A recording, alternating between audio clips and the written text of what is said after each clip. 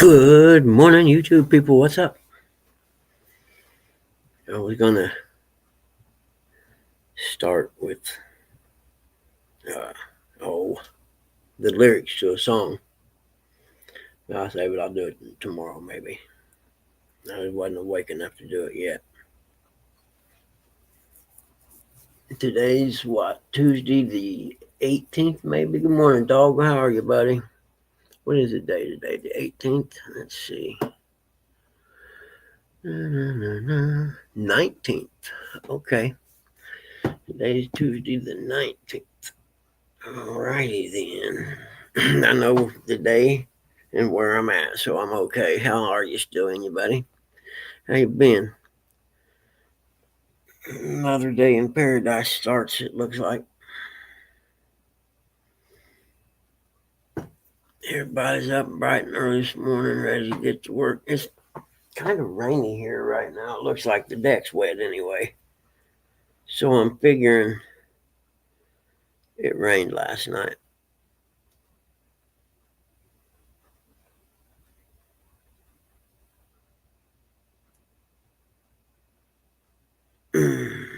Hey, Jane J, good morning. How are you today? It's good to see you.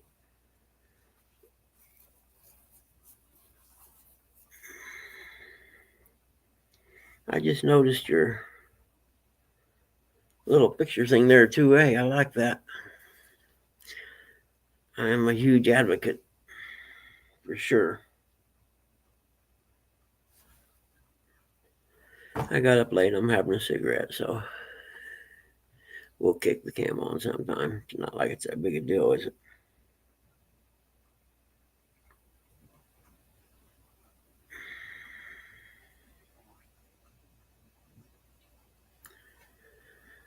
Oh, goodness. I'm trying to think of what I need to do today. Running low on funds, so whatever it is limited. Running low on funds till tomorrow. It'll be get some money tomorrow, and most of it's probably gone already. I'm still waiting on you or Amazon to refund my money so I can get a darn computer. I'm ready to go back to work. It's just gonna take a little bit. I gotta be patient. I need a little patience. Yeah. Just a little patience. In the streets at night. All right. What's on anyone's mind? Anybody got anything they want to talk about today? We'll throw it out there and we'll have a group discussion.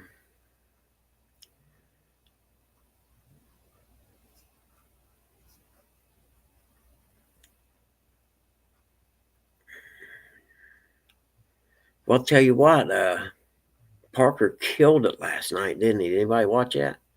Jeez, man. That guy's like a big fish magnet. Yeah, not so much a magnet, I guess. He's put a lot of time in to do what he does on a consistent basis. He doesn't do it every now and then.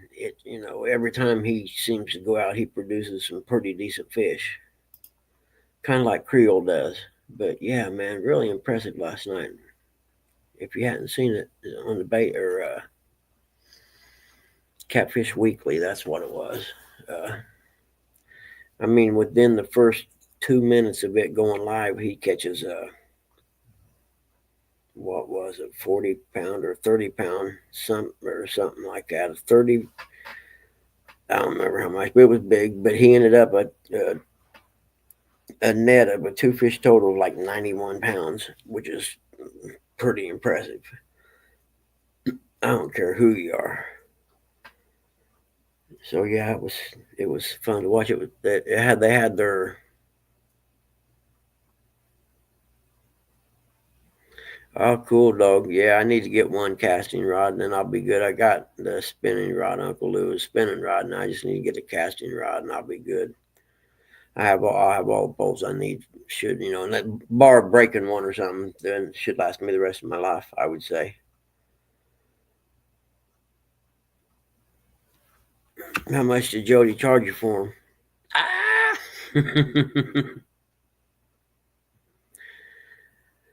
Boy, I tell you what, if I was her or whoever, I would ship them in a piece of PVC. That's for sure. Because there's no breaking a piece of PVC. You know what I mean? The post office or whatever can do whatever. They can jump up and down on it. They can do everything. They're not going to break it. It's definitely worth the extra expense. The ideal scenario is if they live within 2 states of me, I'd drive and meet them somewhere. I just meet you and pick them up.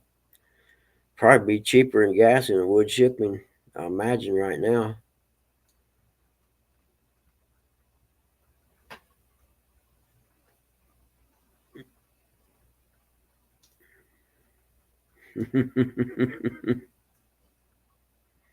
Yeah, I know who's on too. I just guess I'm just thinking of who I know that has a few of those rods,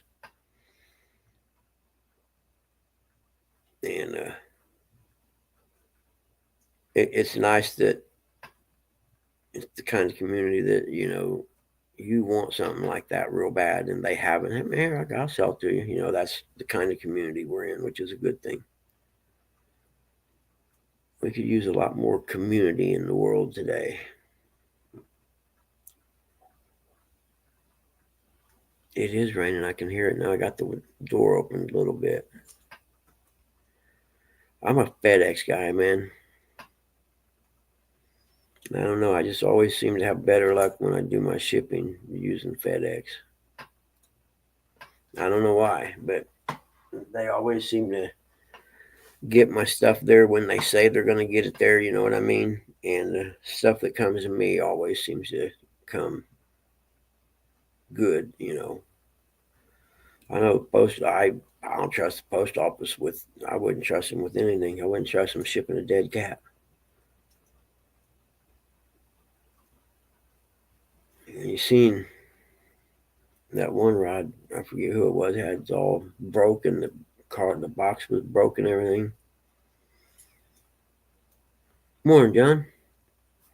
And they repaired it so whoever they know they done it, and instead of fessing up and having the post office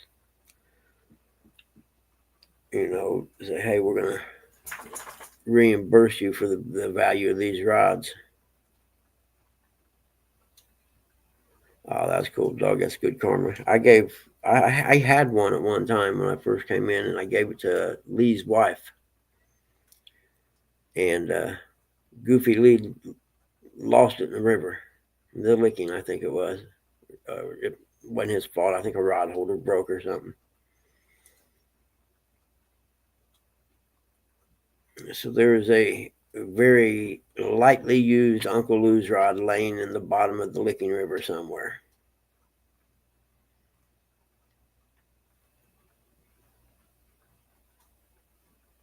A guy could probably take a decent sized treble hook and a decent sized piece of lead and get within 40 yards or so of where you dropped it at, anchor off on the other side and cast over and roll back and forth. Hell, you never know. You might hook it. Or you might hook a million other things and lose your rigs every time. Who knows?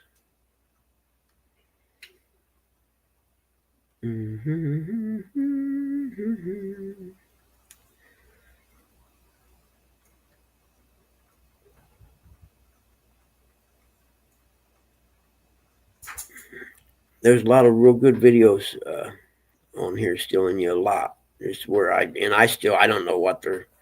My brain's so messed up from all the concussions and stuff. Yes, you are. I didn't say you were a loser. You're a rod loser. You damn right you lost a rod.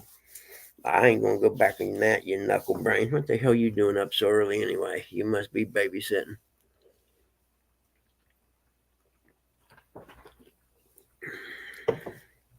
But anyway, tying rigs is I just searched it on YouTube, and I still don't know what you call.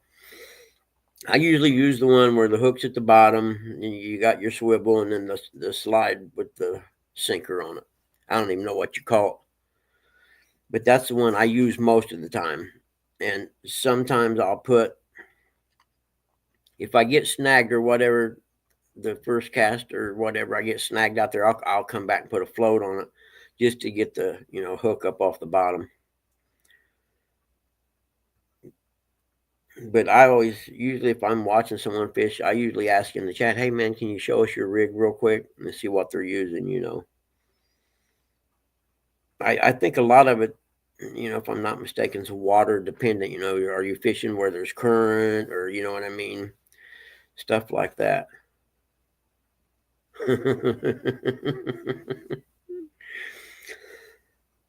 Man, time flies. That's been what, Lee, 3 years ago almost? I don't know where time goes, man. Let me show you. Good morning. It's like 5:25-ish or thereabouts.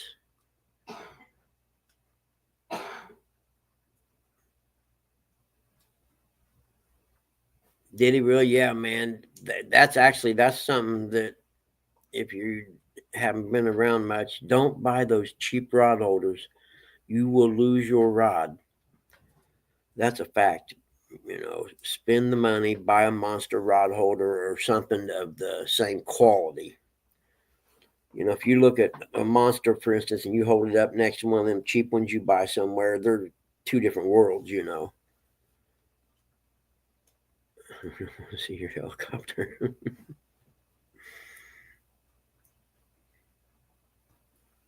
But yeah, man, did he really? 3 of them. Yeah, that's. And the other part is, a lot of times he's going up and down the river with them rods hanging out off the back. You know what I mean?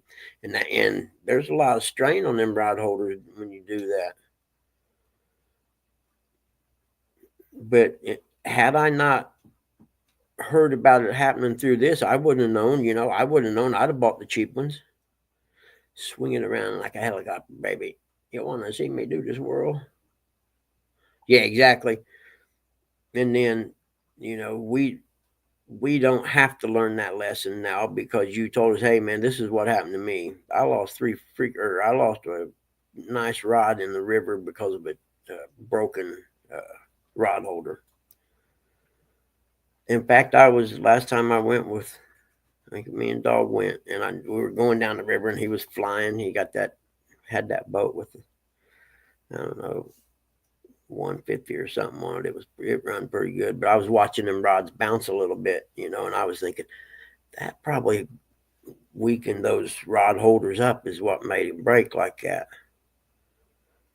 But like I said, if you know within 20 or 30 yards of where you dropped it, but see, it just depends on what's on the bottom too. If there's trees and rocks and stuff, there's no way you waste your time.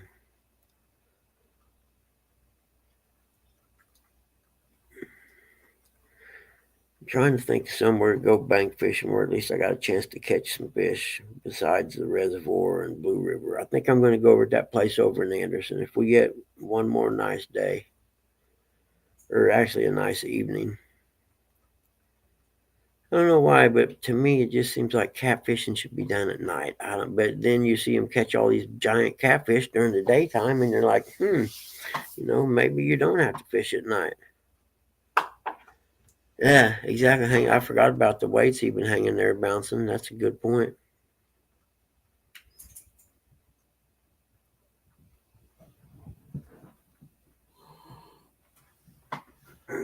Did I hear somebody hissing at somebody? You guys leave the cat alone. Way to stand your ground, Max.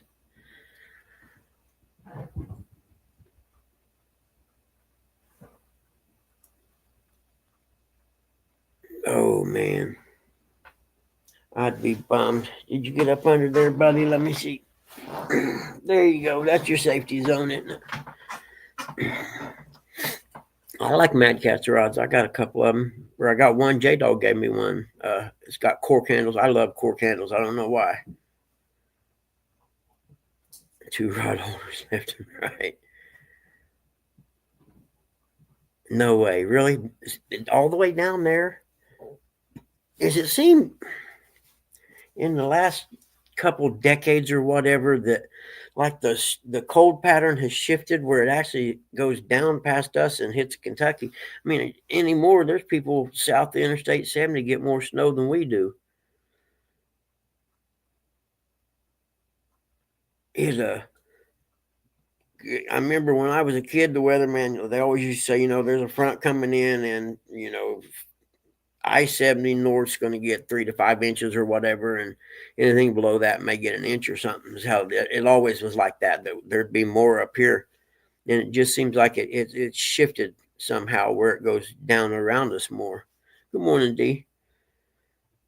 I'm not a meteorologist, but I did stay at a Holiday Inn Express last night, so I got that going for me. But I know it just global warming or whatever. I really don't care.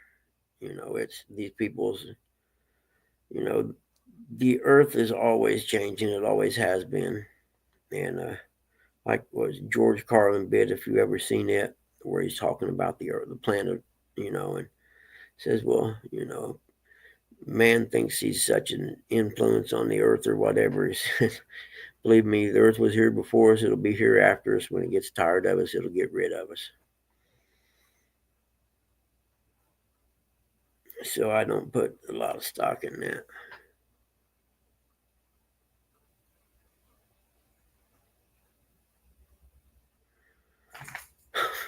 Informers say snow stabbed someone down the lane.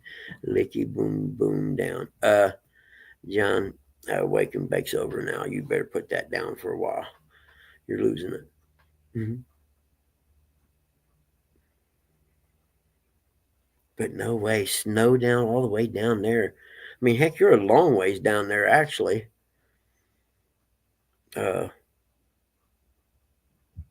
Are you south of London or north of London?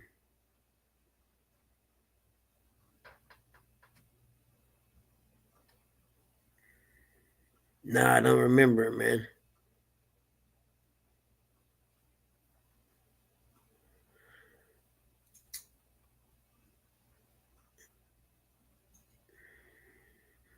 Hey, Curbside Classics, how you doing, man? It's good to see you this morning.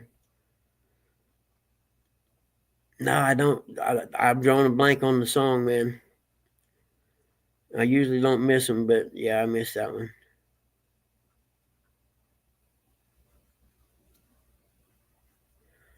I probably recognize it, but I didn't know that. I probably thought it said something else. To be honest, knowing me.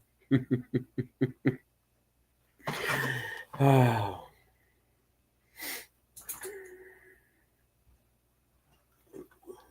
It's just killing you. That cat's laying under that desk, ain't it? It's just, I can see by your face that it is driving you nuts. Oh, don't put your ears down. No, you chased him under there. Sorry. I don't know what to tell you. What do you want? You want to go out or something? Huh? You want to go outside in the rain? I don't think you do.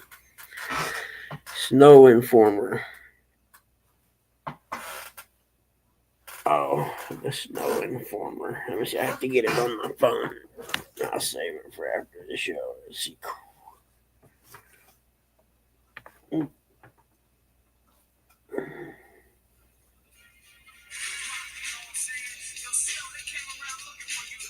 Now, how would I know this song?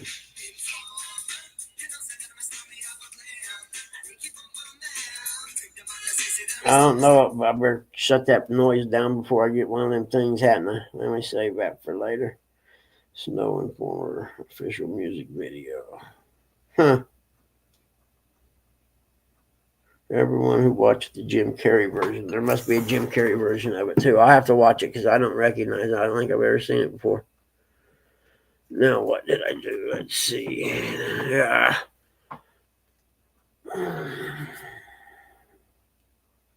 There we go. Interesting.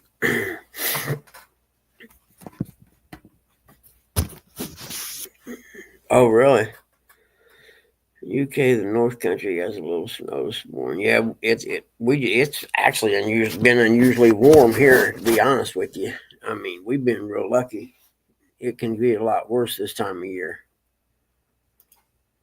But me and somebody was talking the other day. We haven't had much snow in the last 4 or 5 years. Not much to speak of anyway. And I think we've had one good snow in the last 4 or 5 years.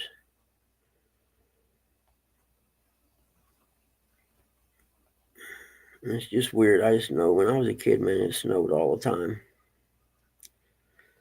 which is more support for the global warming thing. But what you do, the damage done.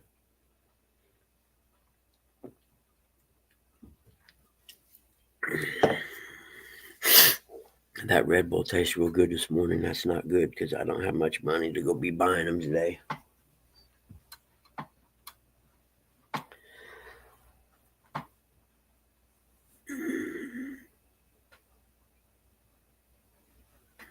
Oh, I remember as people come in.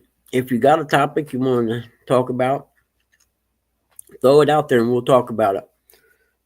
And no stupid topics that's going to cause a bunch of rift between people. Just if you know something interesting or whatever. Like we just talked about rod holders, you know what I mean? Something like that. Which that's a really good lesson to know ahead of time, man, because that's an expensive, hard lesson to learn right there. Pudding, John, I'm going to ban you from my show for a week if you don't quit. Pudding. I like pudding. I like turtles. Now, my favorite pudding would be the Jello chocolate pudding, but then I found the Jello chocolate pudding with the Jello and vanilla. Oh, well, that's much better, I thought. It's like getting 2 packs of Jello in one. There, is that what you was looking for? Oh, goodness. And if you think about it, there's really only one company that's got the market on Jello and pudding, and it's the same company. How'd that happen?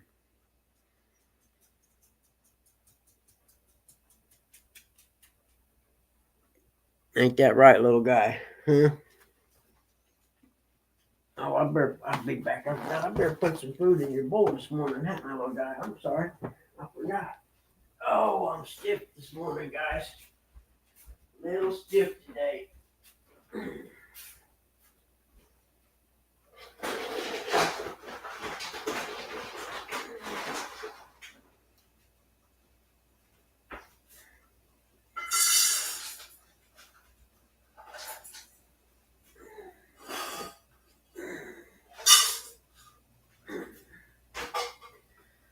There you go, buddy. There you go, buddy.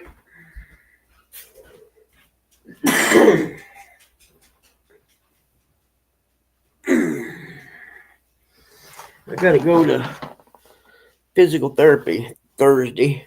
Morning, Dave. Oh yeah, Pudding Pops. Same company. Tell me that wasn't an organized, the pudding mafia people. Put everybody else out of business in the pudding and jello industry. Yeah. I gotta go to therapy for my knee Thursday. Because you know how you go through the steps before you can actually get to the surgeon. We gotta go through therapy and see if we can use physical therapy and braces to relieve the pain. Be like, yeah, we last time when I went in for my right knee, he just looked at the X-ray, said, we can't do anything with that. Thank you, and hopefully that's what this one is, because I'd like to get it replaced. Oh man, no, hell, I can't afford to do it till after the first of the year at least. Come think of it, because if I could get a couple appraisals, well, heck, it's already the 19th. That ain't gonna happen.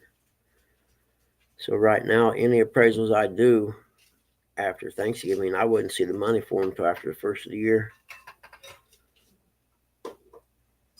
that's the bad part about appraising. If you stop for a month or two, you get a lag between checks.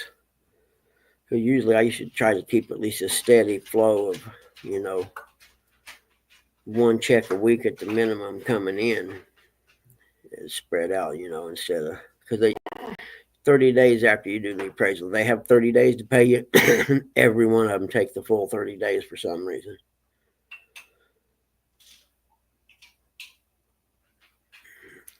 Which back in the free-for-all days before the real estate crash, a lot of them you just had the people pay you at the door, or the loan officer would pay you before you got the report done. But there's a lot of shady stuff went on back then, which is how all that happened anyway. Okay, we've done pudding. Who else has a topic we can discuss today? Since me and John are the only ones that actually had input on the pudding one, I'm guessing you people didn't watch enough Saturday cartoons with the pudding commercials, did you? Or wait, maybe it's just because we're old, John.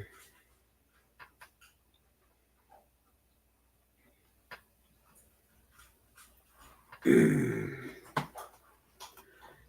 all right? You all right? Yeah. Okay. I'm just taking my pills. Okay, no worries. I just checking. What's James 1:26? Well, look it up. That's what it's there for. But if you'd like, I'll read it to you. Thank you for checking on me. Yeah, no worries. I got that.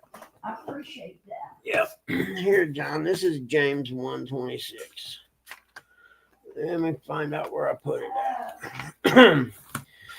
It's the one where I'm trying to curtail my cursing. James 1:26 says, "Those who consider themselves religious and yet do not keep a tight rein on their tongues deceive themselves, and their religion is worthless." So that's me. I read it every day to try to remind myself to not cuss as much, because I cuss too much.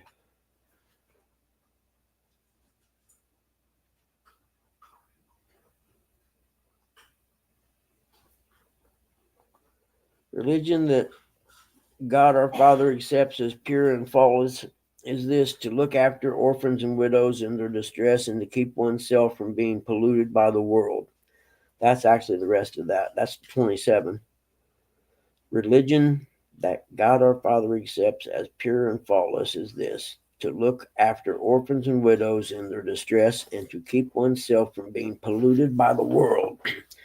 There you go. That's an important one in today's day and age as far as polluted goes. There's a lot of stuff that can pollute you out there these days. Can't touch a Bible, it burns my fingers. That's all right. I'll take care of it for you.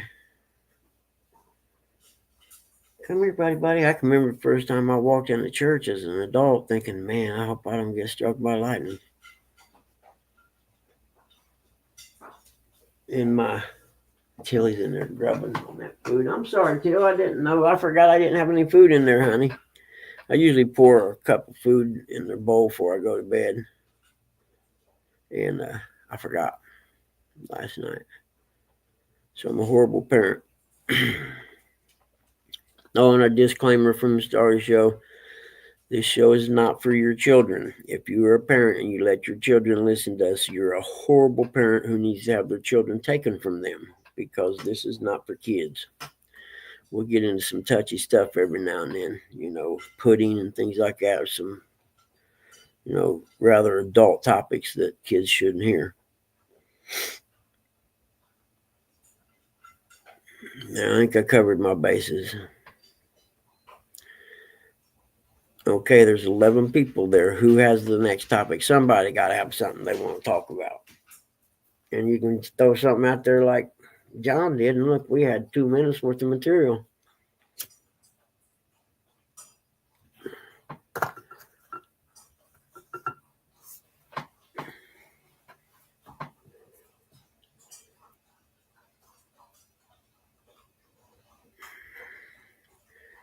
It's a it's going to be a good day today. That's what we got to tell ourselves. I do anyway. It's going to be a good day today, hopefully.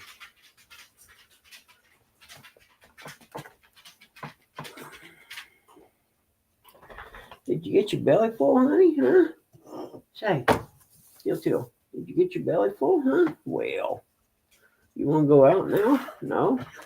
You will in a minute. I know you. I know you, buddy. I can think of another topic.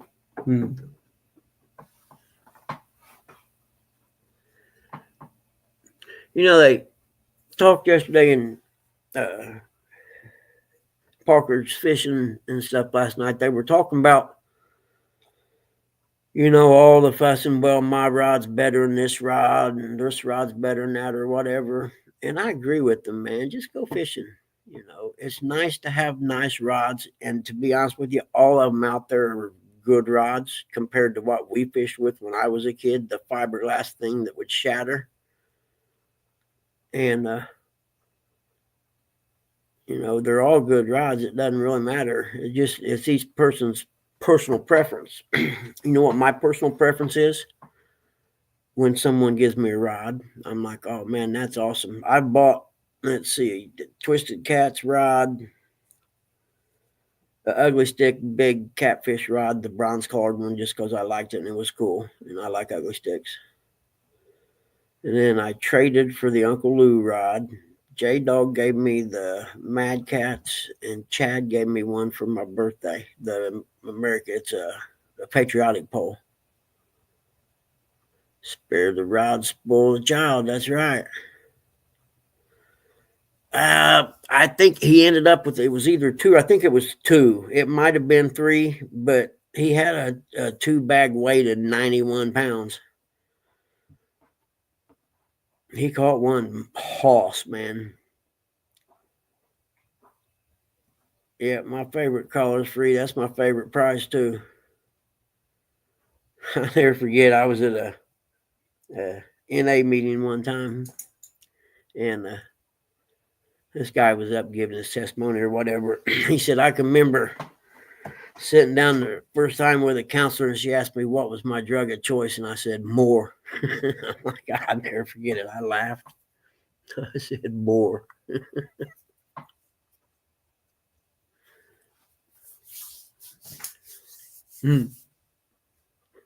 For those of you who don't know me very well, I used to be a opioid addict, and I went to a program shit through the VA and stuff. I mean, see, I caught myself, and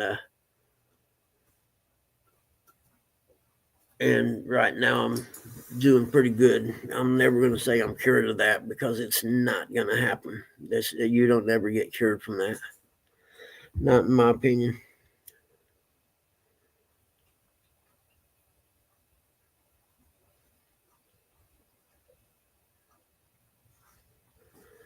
You're right, Dave, 100%. You're not going to get any arguments from me, brother. And and the bad part is the older generation, they're just waiting for us to die off because they know the next gen. Well, maybe, I don't know. I shouldn't say that. There was a lot of younger people that, came out this election and voted the right way.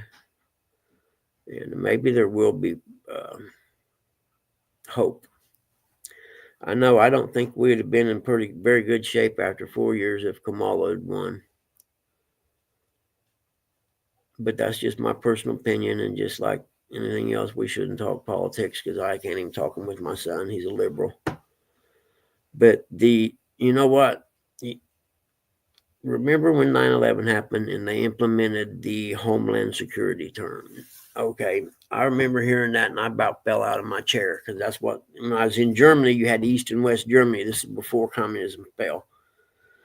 And in East Germany, they referred to it as the motherland, just like Russia, or homeland. And they're not stupid. They chipped away at our rights a little bit at a time until you combine the whole together and you realize how much they actually did. Yeah, it is, isn't it? I'm a practicing sex addict. Yeah, bad part was I always had to do that by myself, though. But yeah, it's there's a lot wrong, but it's still the greatest country in the world, bar none. Founded by some really smart men in their 20s. Think about that. 20s and early 30s. Practice, yeah. That's nice. Oh, that's a good one. Hmm. There's some really interesting stuff out there about the development of the Constitution, and I'm trying to think of what they're called. It might have been Jefferson, could have been John Adams too, but somebody kept kind of like a daily log, but maybe not daily log of the events that happened, why they were coming up with the Constitution. And I'm trying to remember what they're called. You can actually get a book and read them all. It's really interesting.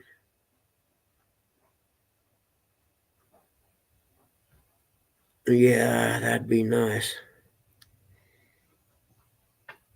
I wish I could think of the term for those. There's something notes or letters or something. I don't remember. But there's interesting stuff out there if you want to take the time to find it. But a guy was talking the other day, and I'd never thought about it. He said, if you think about it, the people who wrote that Constitution and founded this country weren't old people. They were younger people. Articles of the Constitution. Nope, it's not the articles. That might be it. I'll have to look. Yeah, that might be it, John.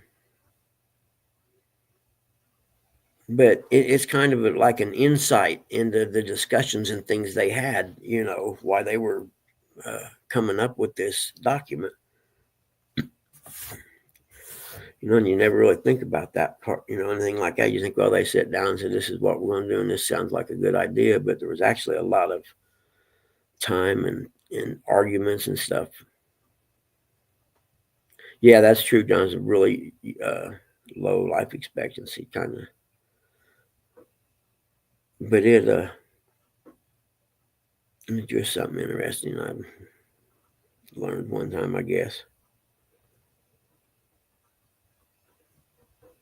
But the things I'm talking about, it's almost like you get a daily report of the events of that day or whatever, even though it's not actually daily. It may be weekly or monthly or something.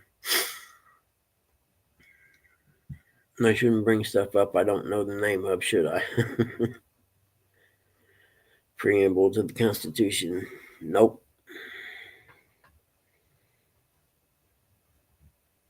I think I have a copy of them in my Kindle. Actually, I might be able to find that. Let's see. Maybe not. I don't remember. When simply, it's fine. I don't care if it's simple or not. The library. There's another real good one out there. It's called A People's History of the United States by Howard Zinn. If you want to learn the real history of the country, read that. Or the discovery of the country.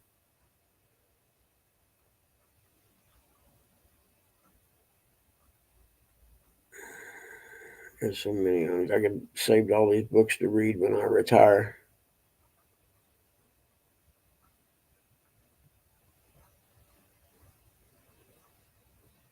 And scrolling.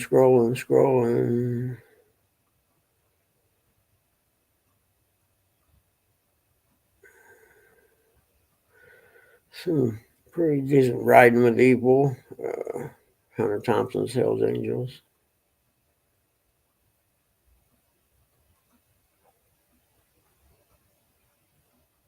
I didn't realize I had some really good books in here.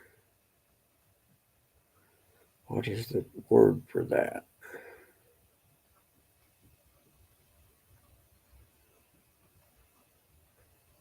That's not it.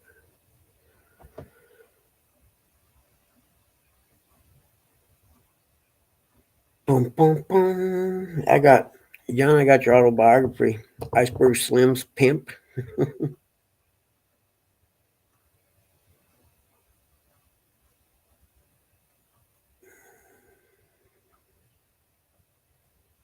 I'm trying. Just bear with me a minute. Yeah, I don't know. Well, he doesn't usually come around till after 6. I don't think.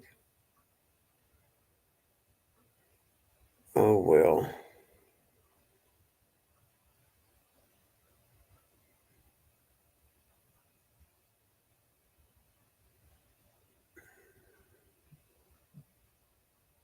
The Federalist Papers, that's it.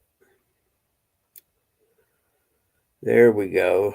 That's what it's called. I knew I had a copy of it somewhere. Mm-hmm. Yeah. Oh, come on now. Quit that. There we go. Trying to get back to the cover. There we go.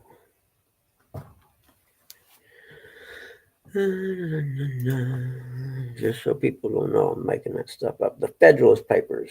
Alexander Hamilton, James Madison. Nobody knows who John Jay is, but I guess he may have been there also. It's a collection of essays. That's what it is. See, I am smarter than I look, evidently. I knew I had a copy of it. I just couldn't remember the name of it. Kids, don't do drugs, so you won't end up like me, brain damaged at the age of 60. I should be able to remember stuff more than I do.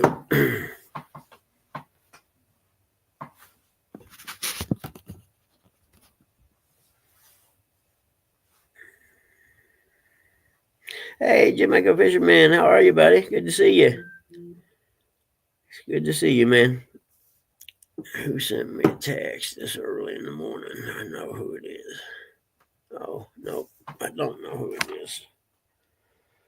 Let's see.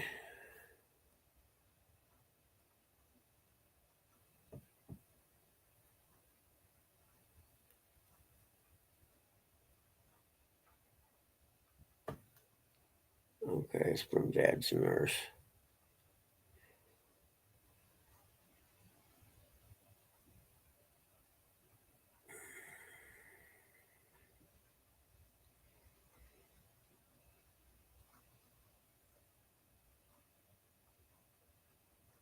Let's see, since Sunday, I think it was. There we go. All right. Dad's nurse texted me about something that she had to reschedule seeing till today.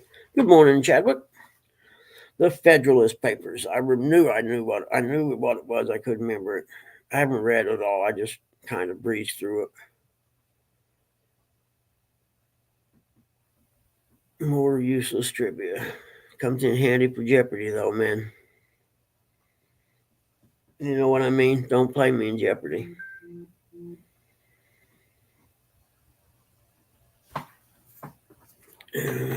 Come on, man. Quit texting me.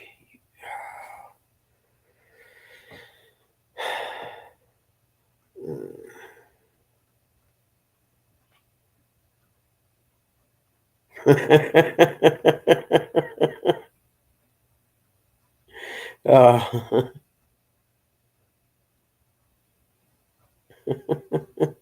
bless you, you young man. Bless you. Okay, I'm sorry.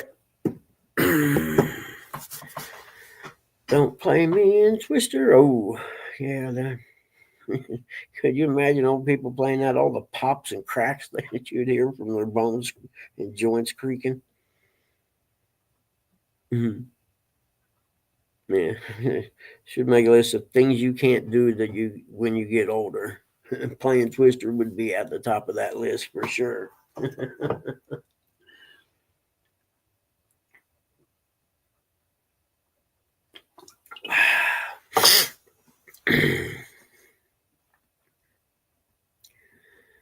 It's a great day to be alive. Sun's still shining on your four-wheel drive. Okay, so far we've had topics of rod holders breaking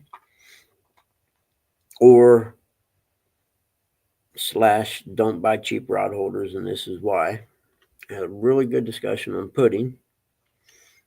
And now we have the educational section of the show, the discussion of I knew there was a book out there that I couldn't think of the name of. Yeah, it's pretty much enough for one show. What do you think? Call it a day?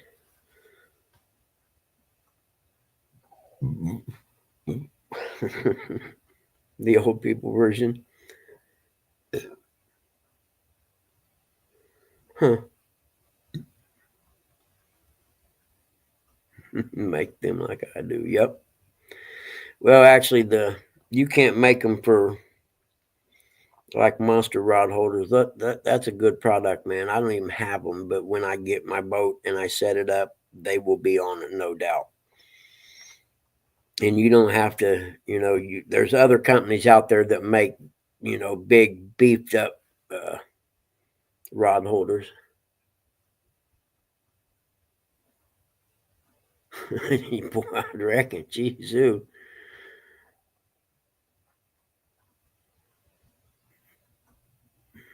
I mean, we progressed a long ways from putting sticks in the ground with bees in them to like bank rod holders these days. Yep, somebody needs to bring us some donuts. And I use the cat claw fish holder or rod holders. In my opinion, they're the best out there. It's got that plate you can use it to step down on it. And if you're like me, because your knee's bad, you can't push down on it with your legs, so you hammer it in. But in my opinion, they're good stuff. Speaking of rod holder, it's heavy duty, lass. I'll bet it does, man. Oh crap! What did I do? I better quit messing around, or I'm gonna get this accidentally turned off. That'll work. I and there's a lot of old Dave. Uh, he makes good rod holders too. Don't get me wrong. There's good ones out there, but my favorite is the design of the cat claws. It's a good design.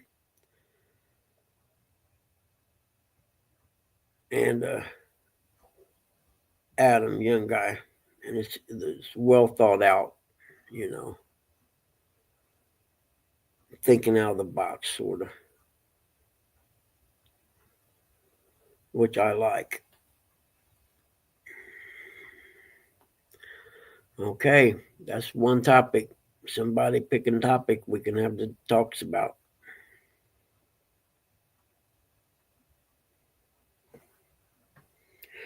Ice fishing, yay or nay? I say nay.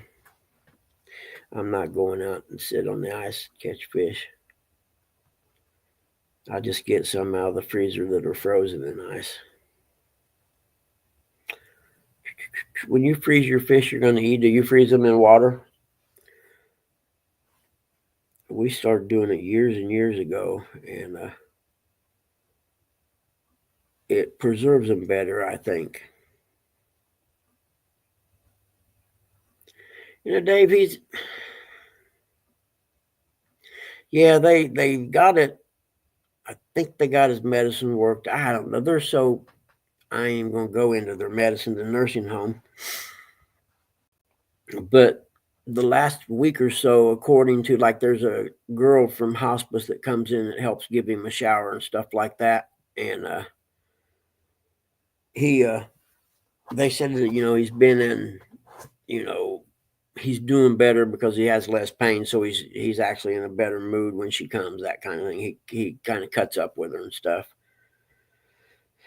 I was out there, I think it was either Saturday or Sunday, and he was doing pretty decent. He still had some pain, but not like it was, and so it's kind of a a no-win situation. Hello, Jody. Jody, if you give him enough medicine to keep him out of pain, then he pretty much doesn't do anything but lay in bed. You know what I mean? But if you don't give him the medication, then he's going to be in pain, even though he's going to be more alert or whatever. So which one do you do? Naturally, the one is to keep him from having as much pain as possible. I don't want to live to be that old. I'm telling you right now. It's after the things I've seen and between Dad and Grandma, I don't want to live that old. Yeah, but yeah, I don't. You know, I don't want to live where I'm so old I can't do anything. You know what I mean? Even if it's just going out and mowing the yard, something that's that small. And Dad, he had trouble accepting that when he couldn't do it anymore. He just got to where it wasn't safe with him on the lawnmower, and he definitely didn't understand it. I think that was the last thing he had, you know what I mean, to do that he could still do. He couldn't ride the motorcycle no more. He couldn't put the boat in and out and go fishing in it no more. Last time I took him was the summer he got diagnosed with cancer, and it was so sketchy having him in that boat, man. It's a little bitty boat. It's not. It's a little small, like bluegill fishing boat. I'm not. Yeah, that's a fact. Now that you mention it, but fortunately, my best friend was there with me, and he had his uh, bass tracker there. It's a big one, bass tracker pro model or something like that. And I got Dad to get in it and fish. It was a little safer.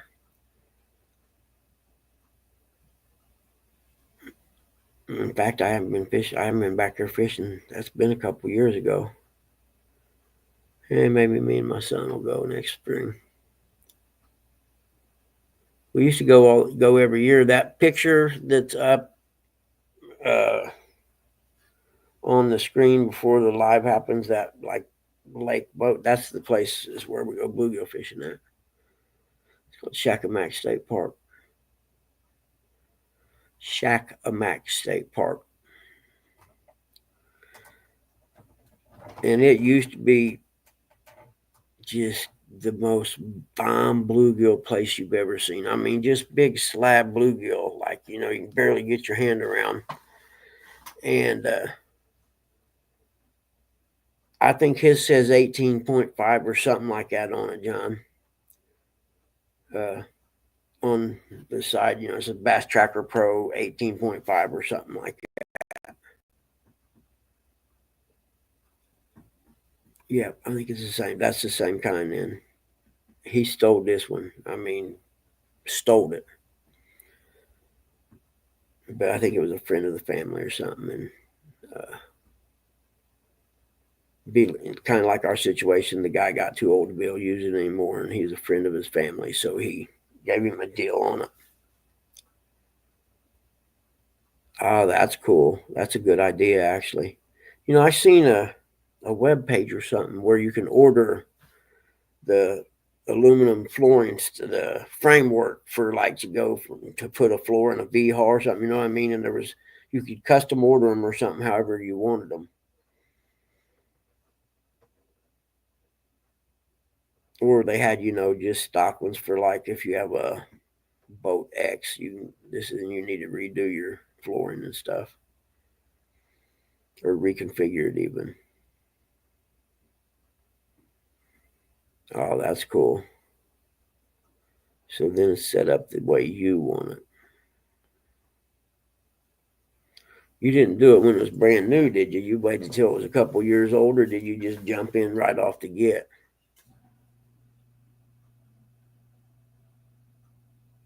I love Shakamak, a little old place we want to be. Shakamak, baby, Shakamak.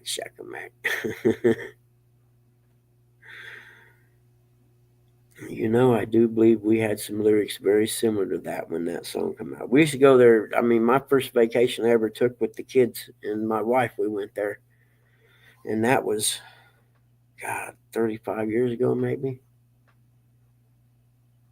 Yeah, I understand, man. Believe me, I do too.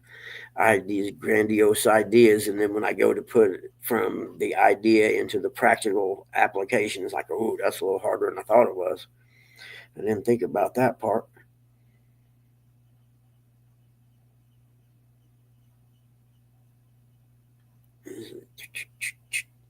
I don't know. I'd like to have a little houseboat, a pontoon houseboat thing. And I found out there's a thing called the loop, and you can boat it. I forget where it starts at, but you go like down the Ohio and down the Mississippi, and you cut over on the Tennessee River, and you go all the way down through Georgia or something, and it ends up you can go all the way around the tip of Florida and back up and in through the Great Lakes, make a big loop out of it. And naturally you're traveling the intercoastal waterway. You're not going out in the ocean. You know what I mean?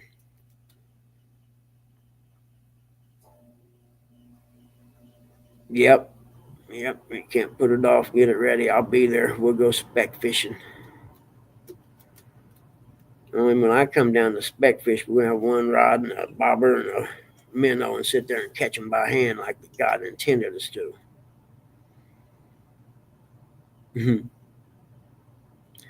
Anyway, Shackamack State Park. I probably told this before, but there were guys would come in there and spend a week and take them big long coolers packed full of bluegill. Three of them, and they weren't the only ones that done that. And I can remember telling them, man, you guys, you're going to kill these lakes, and there aren't going to be nothing but small bluegill in them when 20 years from now when my kids are grown.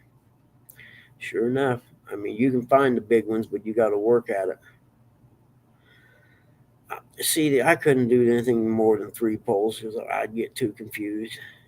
My head would be like this, and I'd explode probably.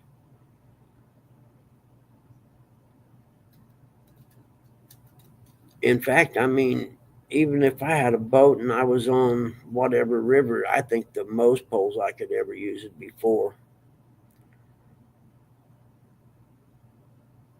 And that's pushing it for me. From the bank, two's plenty for me. Three, but always one of them's always a little too far away to get to if I get a hit.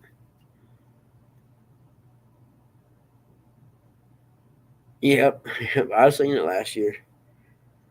Yeah, it looked like Jody's boat with her catfishing rods all the way around it.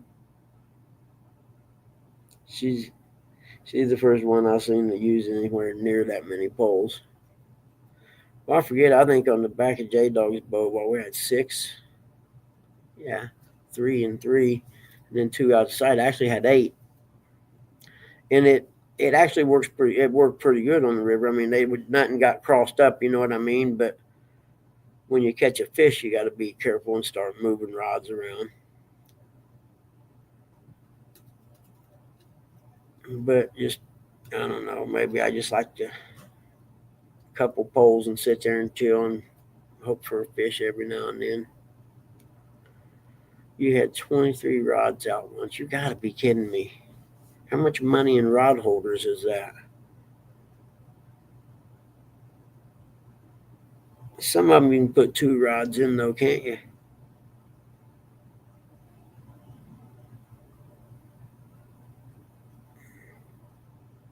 And I know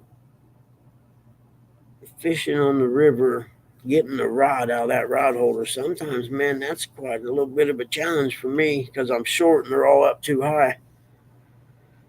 So when I designed mine to put in the back of my boat, I guarantee you that they're going to be low to everybody. Man, why you got them so low? It's my damn boat. That's why I'm the one that's got to stand up and get a hold of them. Yeah, you have to do when you do it live. You have to show us.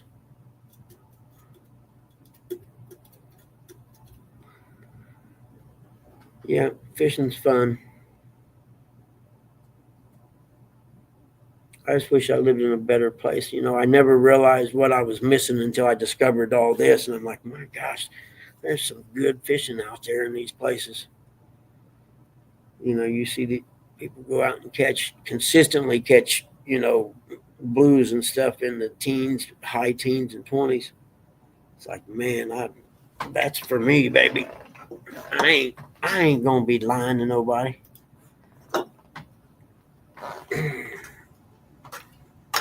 Oh, shoot. Goodness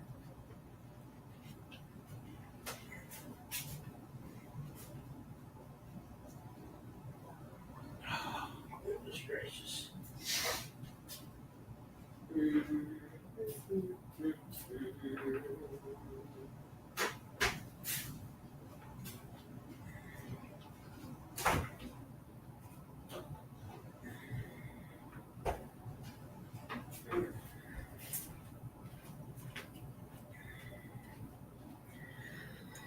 Oh, this is the best time of day right here because the dogs have been up and went out, got everything out of their system, and they're laying down and going back to sleep.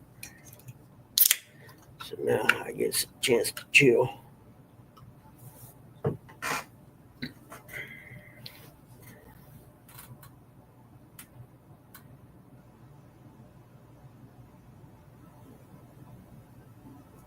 Really? Yeah, that's cool. So you guys, would you drive down? Would you pull a boat and stuff when you went down, or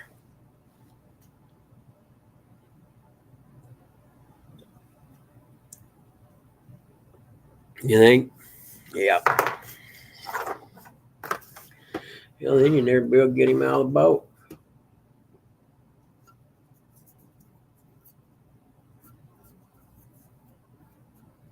But there are worse places to live, that's for sure.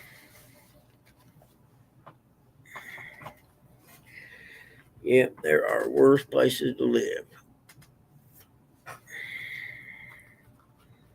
But I probably won't move after mom and dad are gone. Well, I'll move from this house to over at my son's, but I'm sure going to try to spend a lot of time on some of them really good fishing places. Oh, yeah. Oh, I agree, Jody. It's not that easy.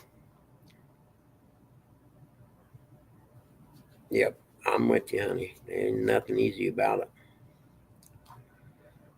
But the best part is every time you go out, you have the opportunity to catch something big. Where me, like for instance, places I would go carp fishing because I had to stay close to home. I mean, I knew going there, I was going to catch carp between 3 and 5 pounds consistently, and every now and then you might luck into a bigger one.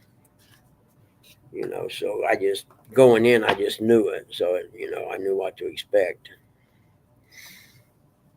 But when you go out, like in a place like the Tennessee or Kentucky River or something like that, you go out there, you have no idea what to expect. You could either get into, well, I guess you can target, whatever, but you could say, well, I want to catch a bunch of fish today and go, hunt up some channel cat, or say I just want to try and catch a couple big ones and do like Parker.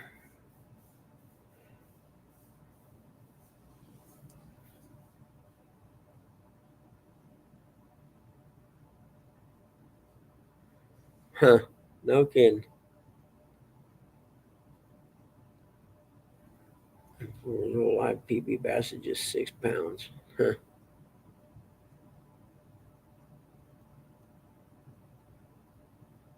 Oh yeah, I agree, Jody. Believe me, I know.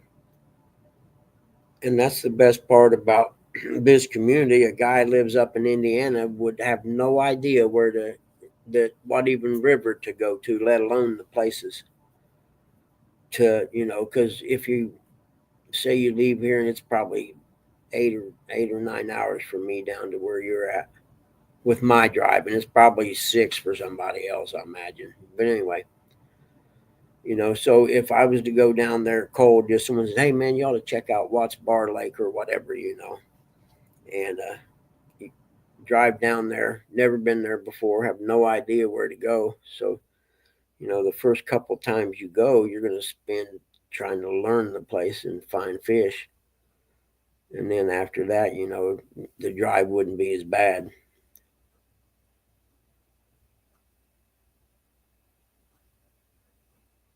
Yeah, good point. Yeah, where the big deer live.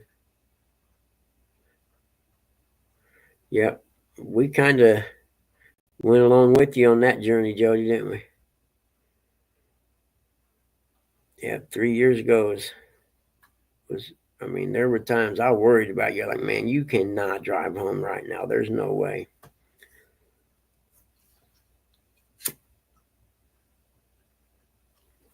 I mean, there were sometimes it was scary that you were driving. Like, Jody, man, you need to pull over and sleep somewhere, man,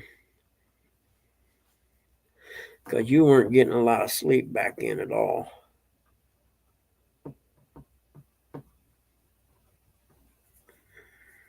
But it was cool. You know what I mean? The cool factor is still there regardless.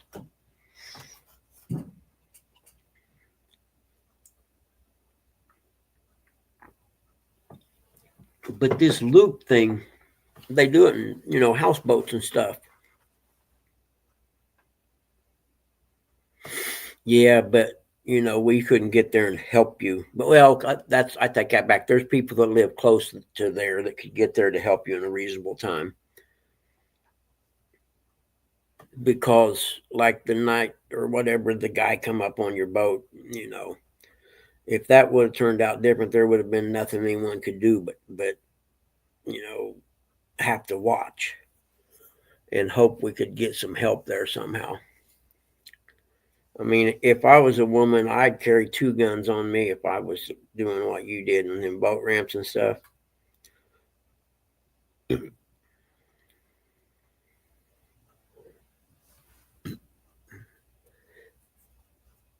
Yeah, she's a little hard on props. Her and props, she's kind of hard on the props. I found.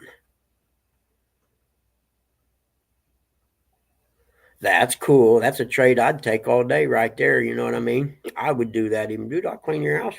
I'll do you not. I don't care if you fix my boat for me.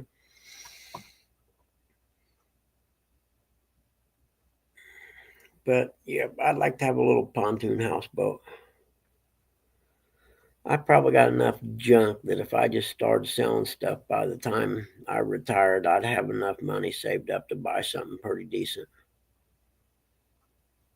Yeah. Oh, do you? Good. I didn't know. I didn't know if you did back then or not. But yeah, in today's day and age, you have to. I mean, people are desperate. Drugs make people do things that they normally probably wouldn't do.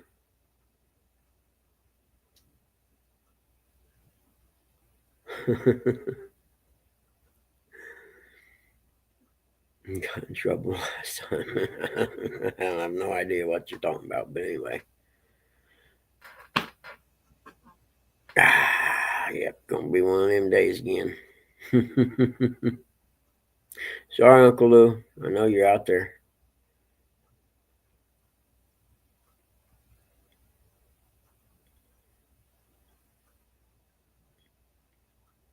Drive a shame comments I made.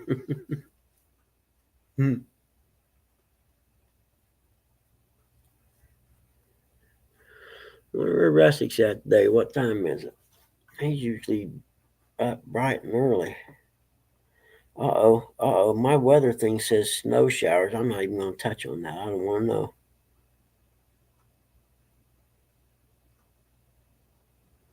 Drive a shame. Is that kind of like the walk of shame, only it's a fish where you get no fish?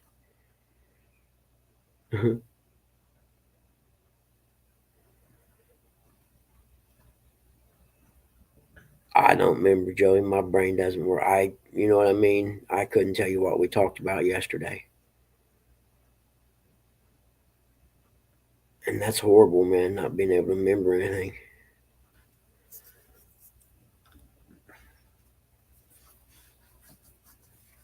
The only one I really remember of anything I'd done live was the game warden when Danny Stone and I forget who all was on the live, but they were making a bunch of comments and stuff. It's the first time I'd ever been checked for a fishing license.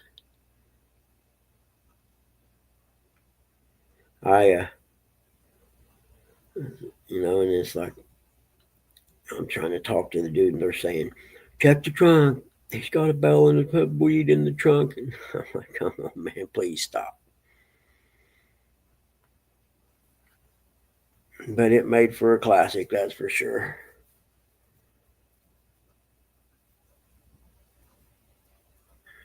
Anyway, did you guys see that takedown last night? Parker had. It was pretty gnarly takedown, man. How that rod holder stayed in the ground, I'll never know.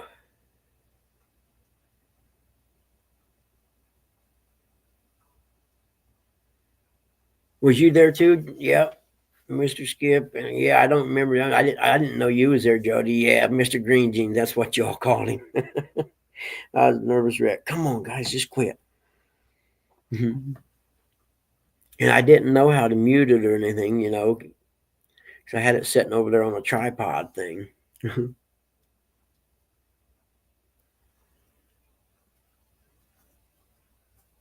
You have to go in and change the settings. Mine was doing that, Jody, and I think mine just started doing it after the last upgrade or whatever. But I had to go in and turn that off. The I forget what it is in the settings.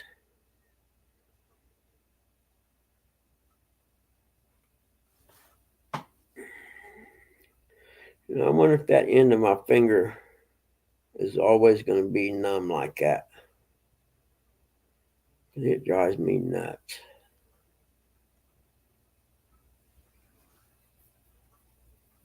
And it's always cold. The very end of the finger, my finger that I've smushed off, is always cold. Yep, no wonder where Rustic's at today. Yeah, it's like the very end right here is all right through right in there is all just numb. That's I'm sure it messed the nerves up or whatever. You know what I mean? I just wonder if it'll ever go back to where it's not like that all the time. Morning, Don.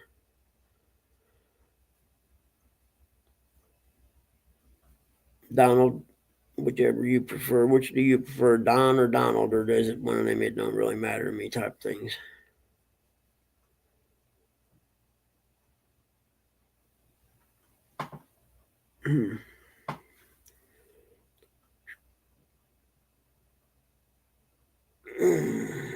Oh well, man. I suppose I need to go through that stack of bills and see what's behind. I got to do that today.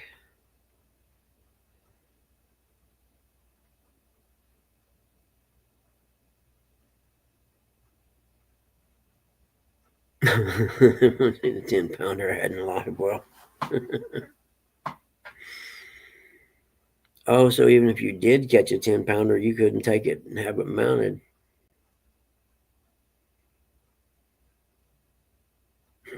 Drove off smiling. Yeah, so if you caught a big trophy,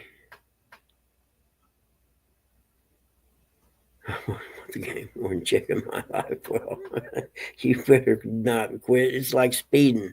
Just don't. You know what I mean? It's like keeping fish for bait. Don't keep nothing you ain't supposed to. And if you do, always empty the live well before you ever get to the boat ramp.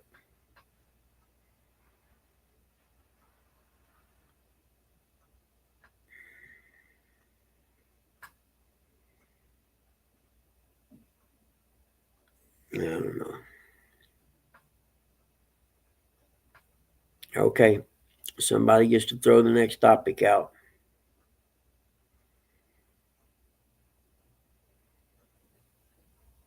Oh, really? So the crappie's got to be 10 inches, huh? And they measure every one of them. No kidding. So there ain't none of that 9 3/4. Oh, that's close enough to keepers. Well, I'd hate to be the guy that didn't know that. You know what I mean? That's a lot of fish too. Every fish. Hmm.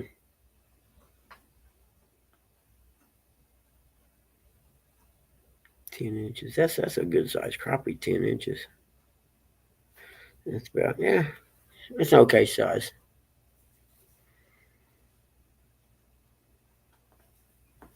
Oh yeah. Now that you mentioned, I bet it would. Huh. Yeah, I never thought of that. Well, yeah, lay him out there and let him dry up. Let me show you. He was longer when I put him in there. Yeah, so you just, I mean, I wouldn't keep anything under 11 then.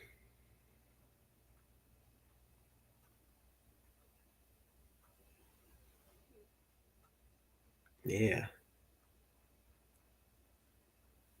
10 and a quarter. Yeah, I can see that.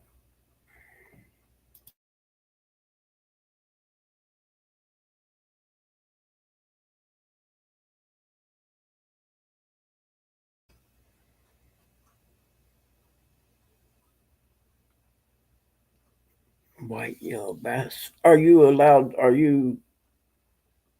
do they have I know where I'm at, you can take all the white bass you want. They want them out of there.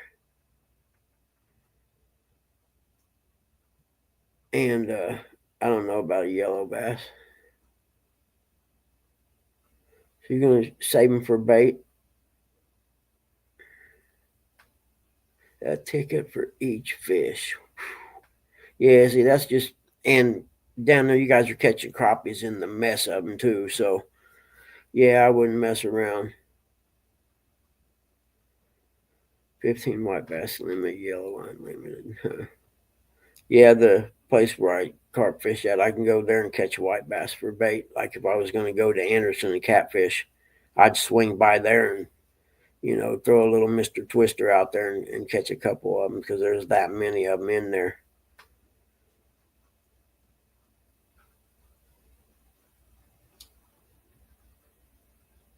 That's why I couldn't, you know, throw a night crawler out or whatever when I was fishing there or something, because anything you had on it besides the dough ball for carp, the white bass would just eat.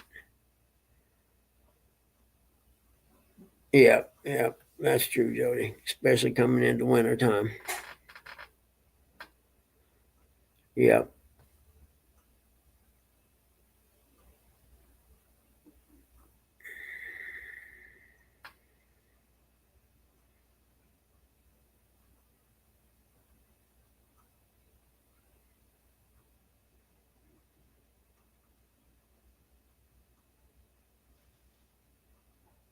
Oh wow, no kidding. And they got, hey JG Hill, good morning, brother. Good to see you. How you doing today?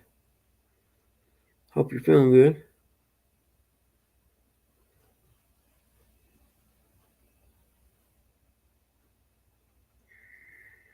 You should be on the upswing here, shouldn't you? Are you done with chemo and stuff? I can't remember. That's why I asked. Because we all know I got brain damage. And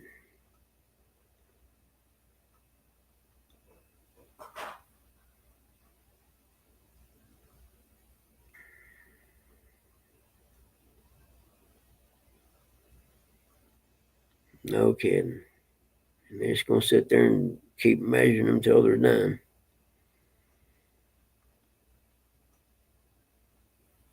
Does anyone fish for crappie at nighttime there?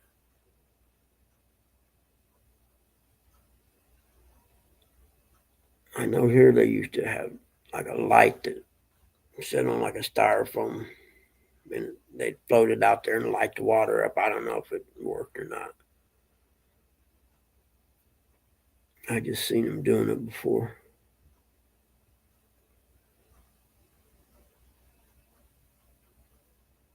Okay, so that you light the water up and that, and you do it at night. I wondered about that.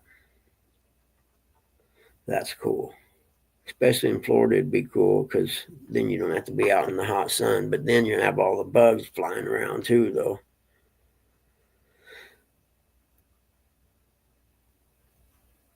I don't remember. Yeah, I think I did, dude. You know me. Hanging lanterns, yeah.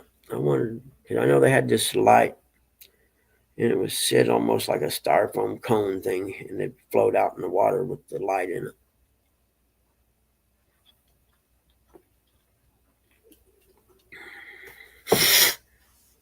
I don't even know what. Uh, I'm sure it was a battery powered light. Yeah.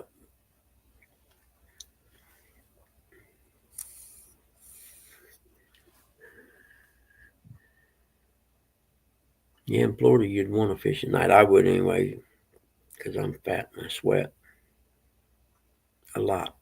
Hmm.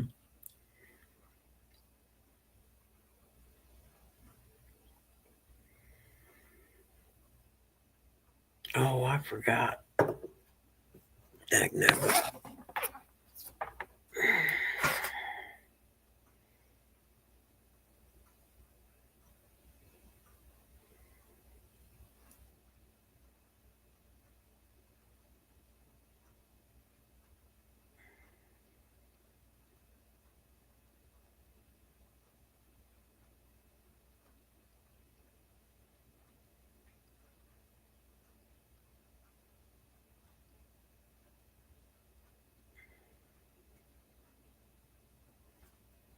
It's year. All right. Yeah, I don't know where Eric is. I think was it yesterday he was off because he went to the doctor.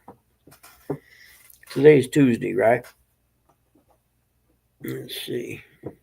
Yeah, okay, it's Tuesday.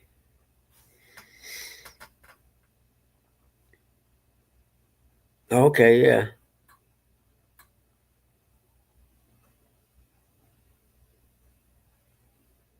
Oh yeah, very cool. Yep, I just remember seeing it. It was years ago that I seen someone using one. Yeah, Close Encounters of the Third Kind spaceship.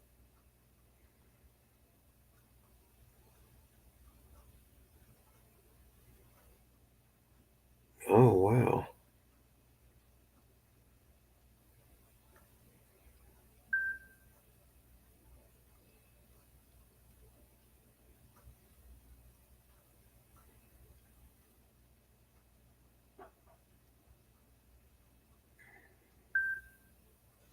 Hmm. Interesting.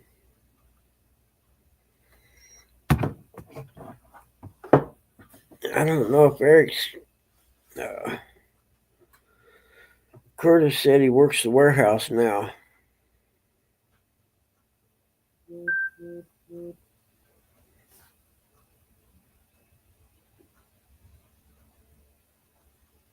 Huh. Well, he said he thinks that he's working full time in the warehouse now.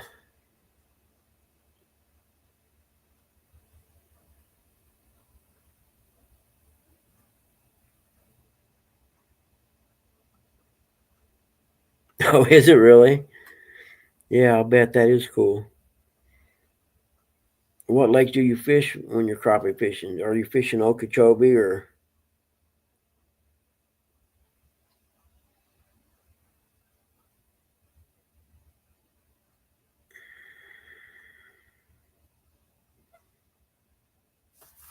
Okay, that's cool. And there we go. I'm back.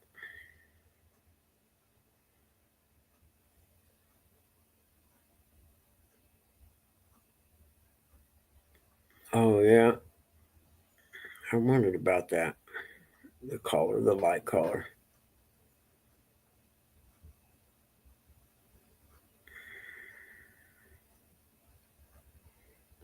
Hmm. I'm telling you, the best thing I found for bugs is that O2 cool fan I got, man. Clip it on a battery and then set it up, blowing around your up, toward your head or whatever, and it keeps it just. The bugs are too small; it blows them out of the way. Yeah, they do. So that's all I got. I could wrap it in some colored plastic or something, that light I made.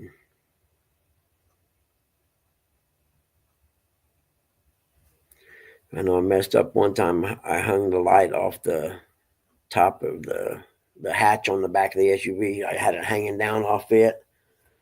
And when I got done fishing, I was putting everything up. I was getting ready to put the light up. I looked and there was bugs all over the inside of my car, the roof of the car. I'm like, are you the headliner? I'm like, are you kidding me? So when I took off, I had all four windows down and tried to blow them all out of there.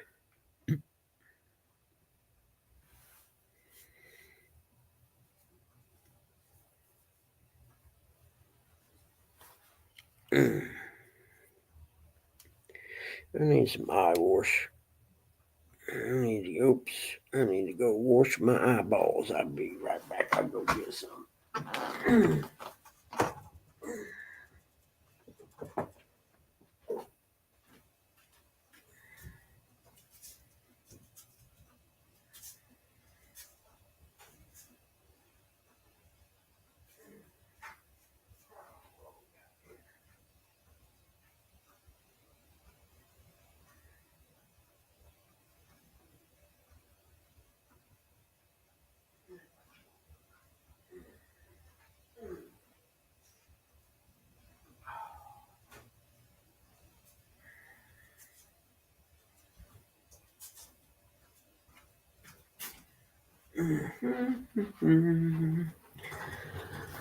Oh, goodness.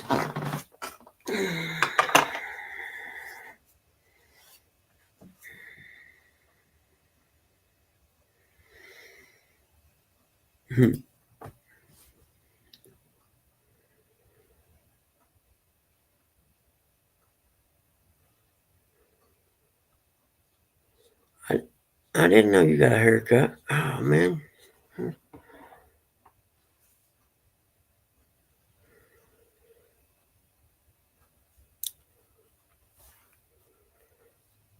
Well, how short is it? Huh. See if I can put these eye drops in. I'm not real good at this.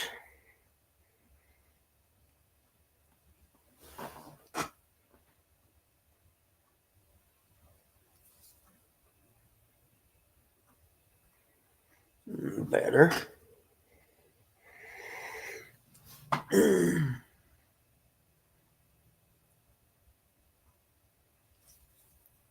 Better. Much better.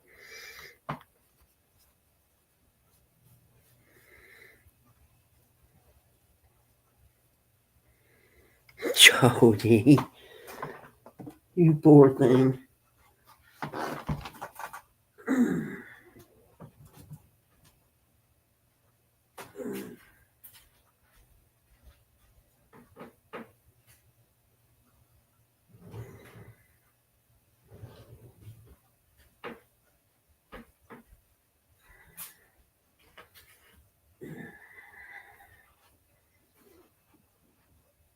There, I got my eyeballs washed out. Jody, you should have stuck to the buddy heater. Them ones that go on top of the grill tank things. They put out some heat, but man, just that right there, what you just did is stuff like that I'm worried about, especially in the winter wearing bulky clothes and stuff like that.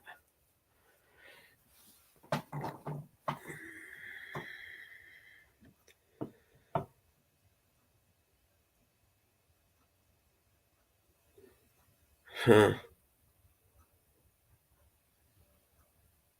Oh man, I'm sorry.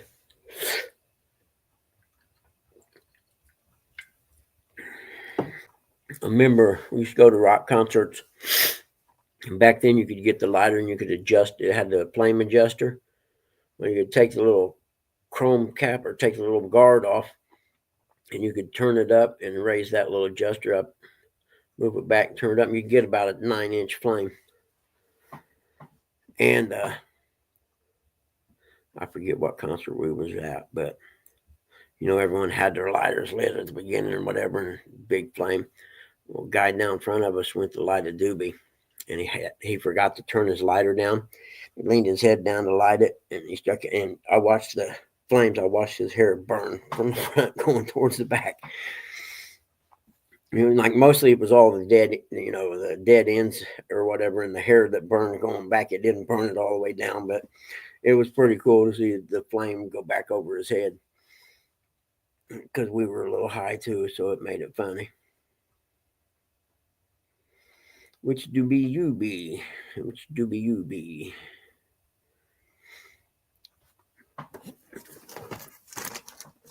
In fact, my friend nudged me and pointed it out because he had been paying attention, and he was like, watch this guy's getting ready like that joint's going to burn his hair up. And we were laughing.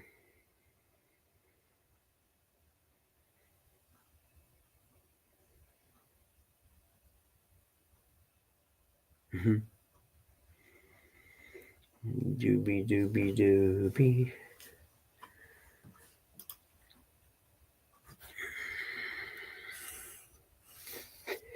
Well, I'm kind of lost now that I ain't having to do all that stuff with the uh, Medicaid people. And now I'm waiting till I get a new computer, so I can start back to work again. I may set my other one up, but I don't think it'll work anymore. I know they got an email from. It's like they have a web page, and it has, all the lenders use this same web page to communicate with the appraisers or whatever, and that web page's provider or whatever said something about not supporting older computers, blah blah blah. So I don't know if it's still going to work or not to upload the appraisals to.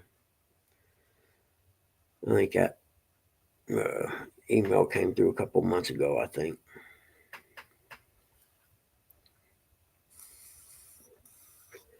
So we'll see.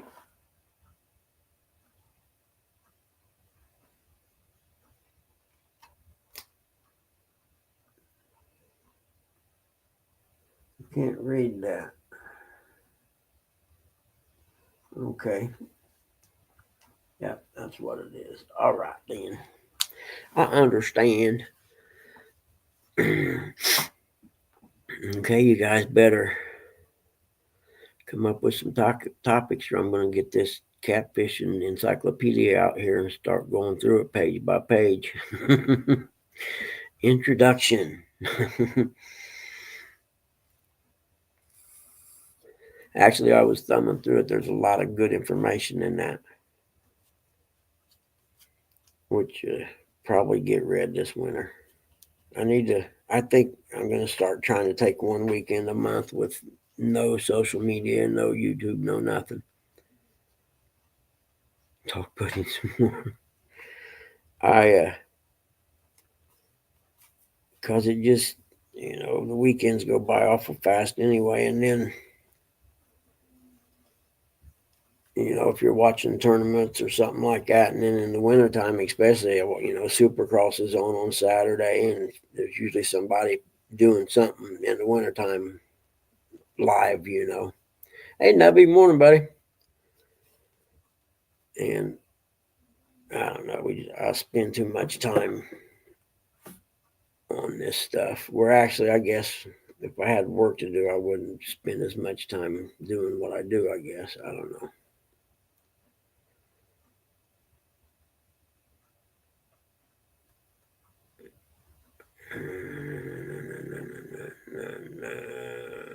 Bump, bump, bump, bump. I wonder where Rustic's at. He's a little late the last 2 days. Morning, Uncle Lou.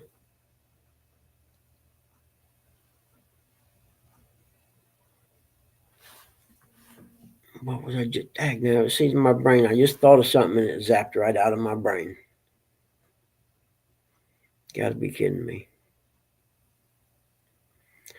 2 inches of snow Thursday. Wait a minute. Where is this coming from? No way. 1 to 3 inches of snow expected on Thursday. Really? I probably better watch the news this afternoon, I'm thinking.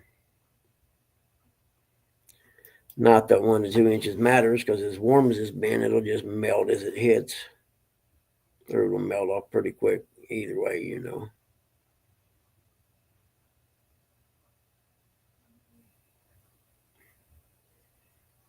I'm not ready for that. I am not ready for snow yet.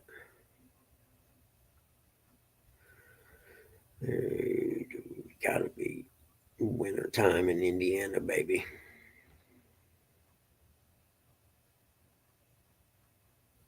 I thought I heard the dog snoring.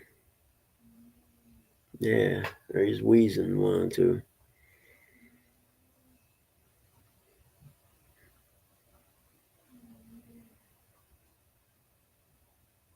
Keep it out there.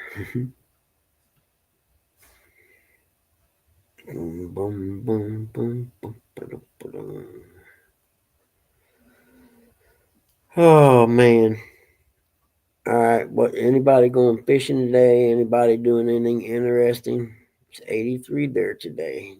Well, Nancy, it's kind of warm over there, isn't it?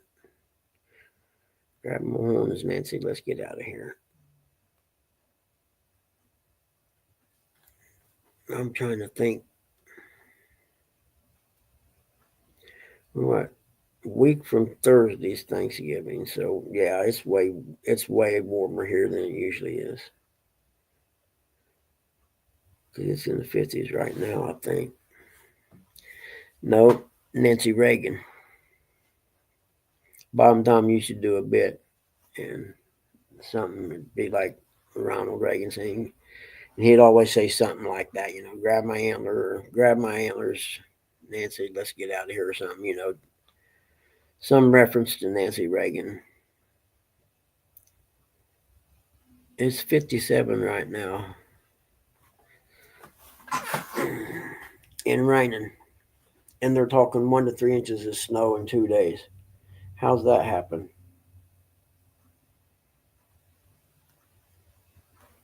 Where you at, Nubs? It's colder there than it is here.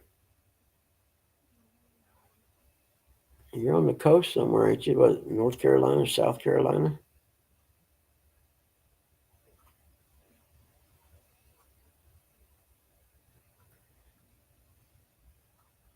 They just say no, lady. Yeah, that's her, Nancy Reagan.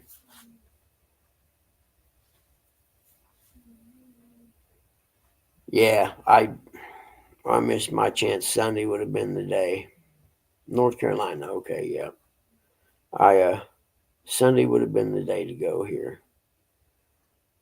but I had to get those leaves up because they were rained on, and you know how they'll kill your grass. I mean, they were thick. I had to mow over them a couple of times. I should have put the new blade on. Is what I should have done. It probably would have cut them up a little better. But I tried using a rake one time, but it just didn't fit in my hands. I don't know what was wrong with it.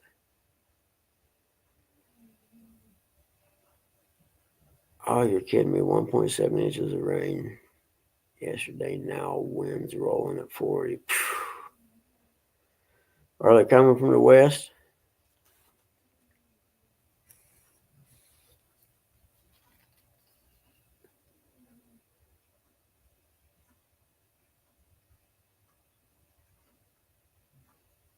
Hmm.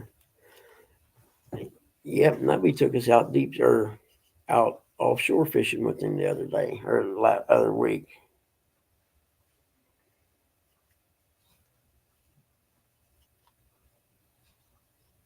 Okay, JD.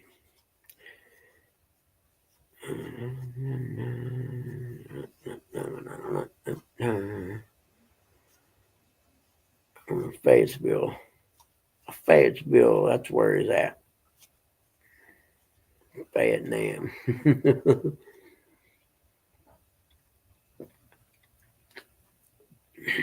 I'm thinking you've been there before. Fayette. Oh,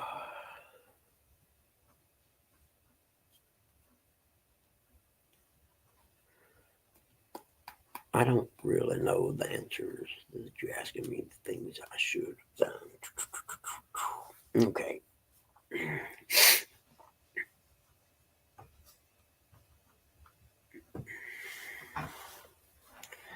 Well, I think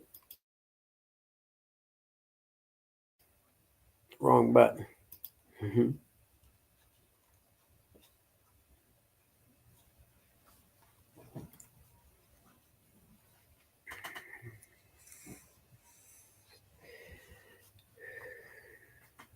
How come John's the only one that could bring up topics today?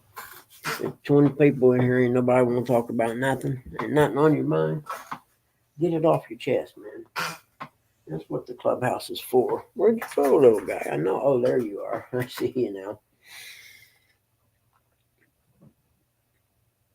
Boom, boom, boom. Yeah. If you're having a bad week or whatever,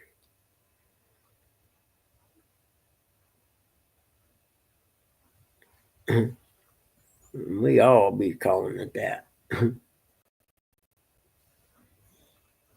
Time is it now? I see. You know what?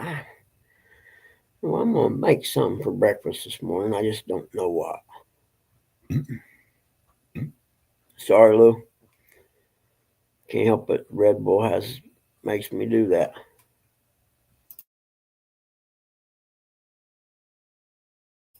At least I muted that one because that one would have had Uncle Lou stomping across the living room saying bad words.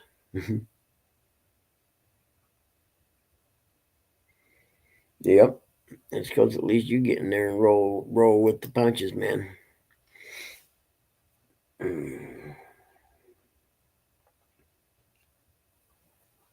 Heck, I could leave it like that, and I can go over here and type in the chat too. Oh, I'd have to do it on my phone. Never mind, I can't do it right there. I don't think anyway. Yeah, I can.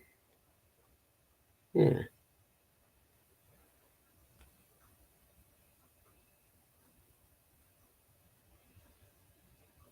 I don't know. All right.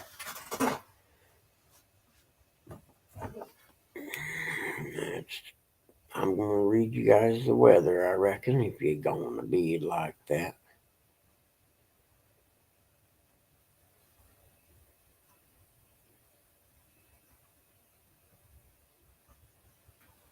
Yeah, I'm with you, John.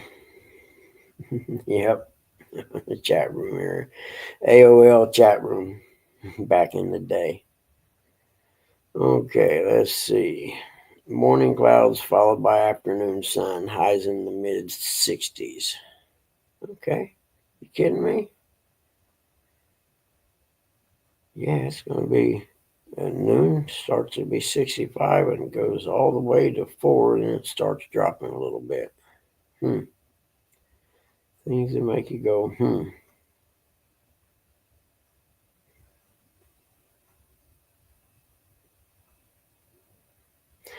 And let's see. Yep. Okay, let's see what we're going to do. Let's see. Tomorrow, see what you get when you don't bring up topics for to chat about. We're going to read the weather. Tomorrow is going to be 48 and 32 and a 59% chance of rain. Thursday, it's going to be 32 and 35 with a 74% chance of precipitation. And it says snow. And then Friday, it'll be 39-44 with a 53% chance of rain. Great. So for that to get that cold, that wind's going to have to come out of the north pretty hard, isn't it? To drop that temperature like that quick. Jeez, that's going to suck. Uh-oh. There it is. Thought I lost it. Okay.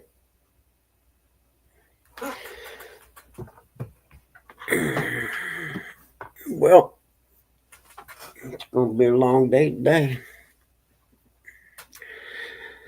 Ah, yeah, back when they had dial up and AOL. Remember ICQ?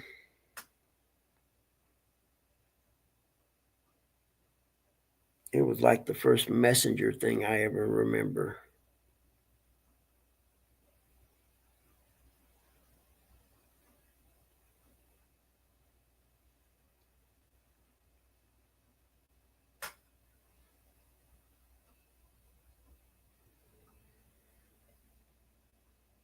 Really? Air bubbles in the glass. Huh. Yeah, that was the first like instant messenger thing that I ever knew of. And I didn't even really understand it back then at the time of what it was or how it worked or anything. I just knew that you could send a message to your buddy instantly.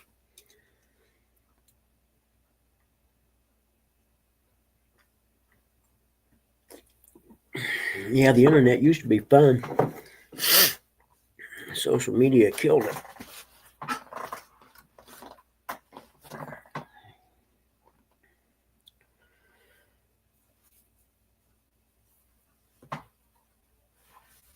Early 1900s, huh? That's cool. Now you got to wonder how it got there. You know what I'm saying? That'd be my question. Now, how on earth did this bottle get underneath this stump like this?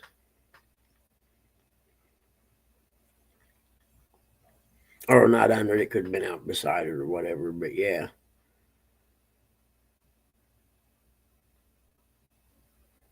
Oh, yep, that's right. Damn, dude, you could be finding all kinds. Well, you wouldn't find any metal stuff, but yeah, you might.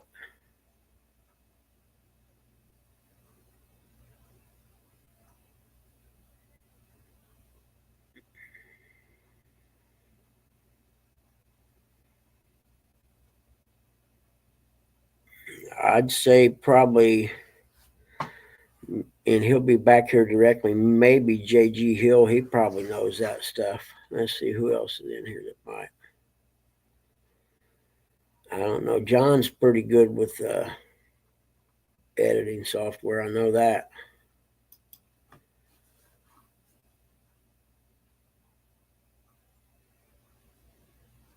Huh. Boy, it'd been tough fighting down there, man. Could you imagine? In big, thick wool jackets and crap they wore all the time.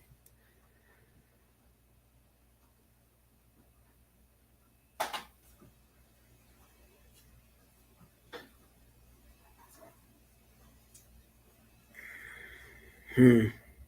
Yeah.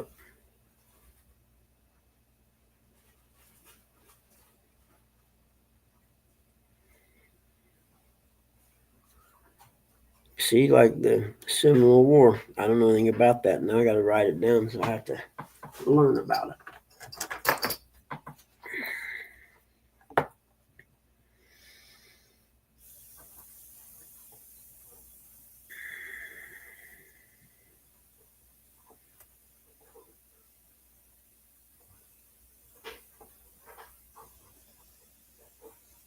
Seminole Wars.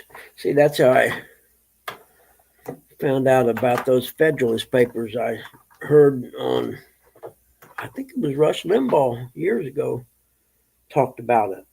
It was either him or the Blaze guy. But anyway, they said it was an insight into the writings and stuff of the Constitution. So I had to go out and order the book. Now, one of these days, I'll read all of it. Yeah, I'm going to actually. What I'm going to do is look for a book on it and then save it on Kindle. And I can read it on my pad. I need to download all of them on the pad before something happens and the world goes nuts. And so I actually need to do that. I don't know how many I got downloaded on my phone.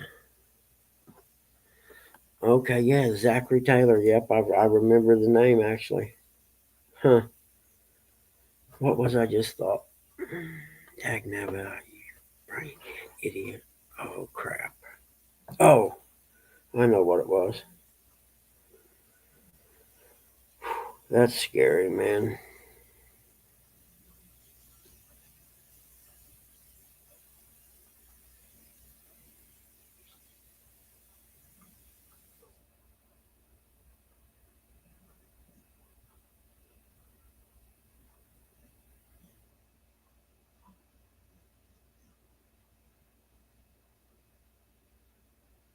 Huh. Oh, how do you go? There we go. How many have I got? See, I don't have hardly anything downloaded on here. Well, this phone doesn't have as much capacity as my old one. That's why I have to save them on the pad. That's it. I remember now.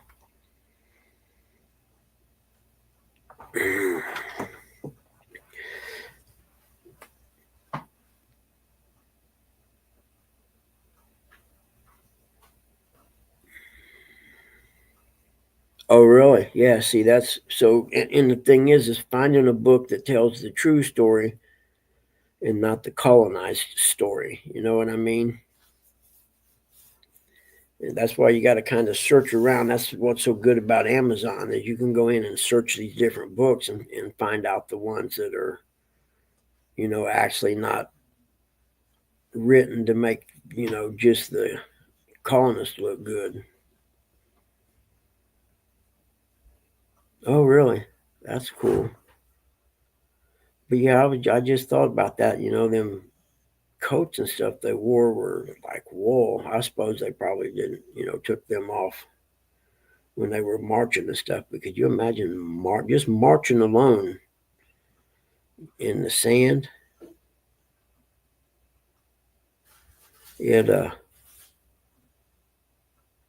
I don't know if you ever walked on the beach in the loose sand, but it ain't a lot of fun.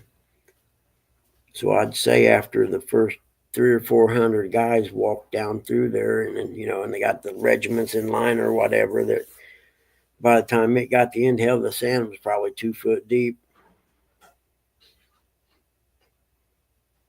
That's what I was wondering. I was saying, I bet they had them wall uniforms on.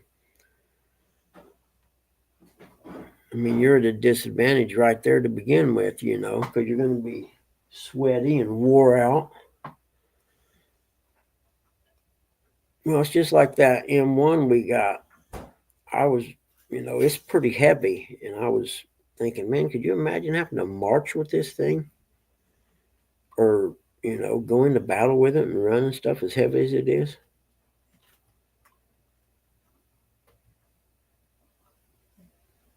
Oh, yeah. Water and sawgrass. That'd be even worse. You know how much oh, what they call it, gangrene and stuff they would have got on their feet.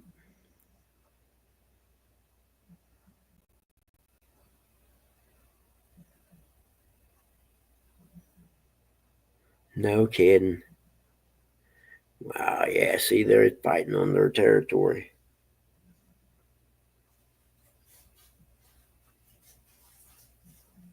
Yeah, I know when I was in the army, man, that was my big thing was my feet. I always had, like, if we went to the field, I would take an extra number of pairs of socks.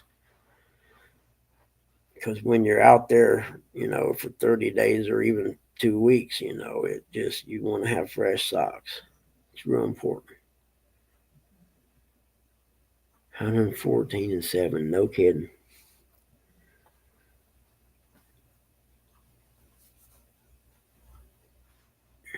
And they,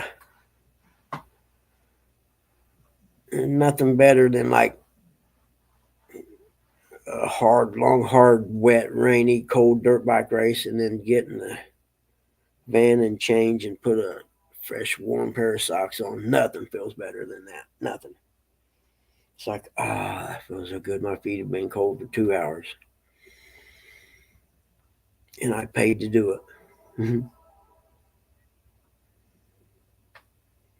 A lot of trains come through in the morning.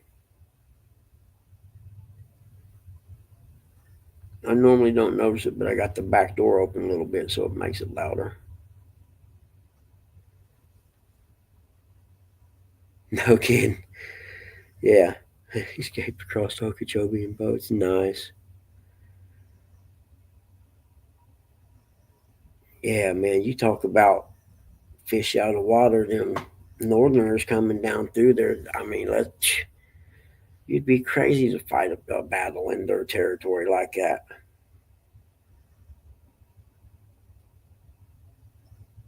Hmm.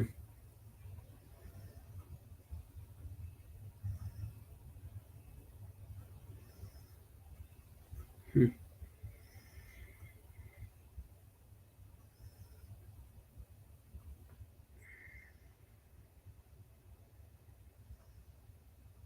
Really? Huh. And I bet it has a lot to do with the territory. You know what I mean? Because unless you live there, could you imagine fighting there and you know you'd be the odds against you are just huge. Especially when you're talking swamps and everything else. Hey, 205, good morning. I'm not going to say it how Eric does. Wild action. I have to turn it down every time he gets ready to do that because it's way too loud on my ears. Yeah, like I said, that's interesting. I'm going to get a book on that on my Kindle. I like having books. 300 plus escaped in the Everglades and came out recognized as a group. Oh, okay. Yeah. Very cool.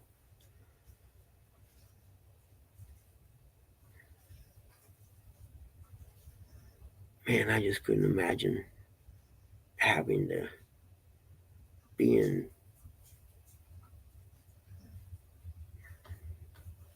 Oh, really? I couldn't imagine being in that conditions all day and all night, especially if you were marching because you're going to be in the water. I mean, there's nothing you can do.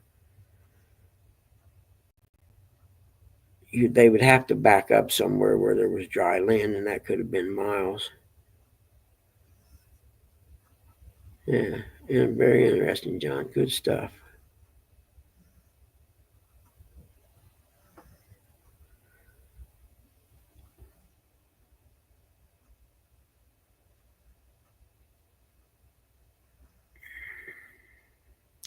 Yeah, my grandmother was half Indian. I got a book somewhere about them. Her and her sister. She had a twin sister. It's called My Cherokee Princess or something like that. And, it talks about them, and so I know about the Trail of Tears.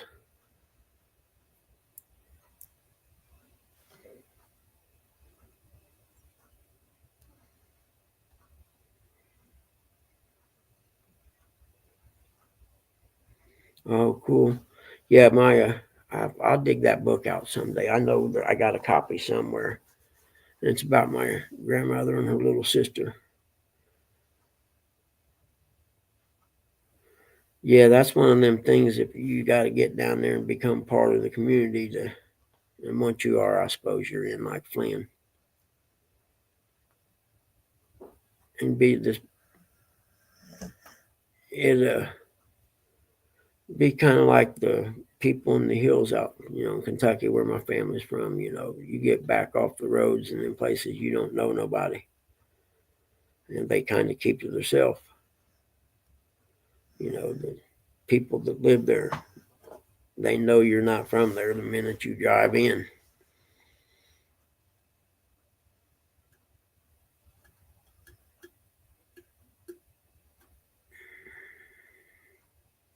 Yeah, I started reading the Trail of Tears years ago, and I quit reading it for some reason. I can't remember. I don't know.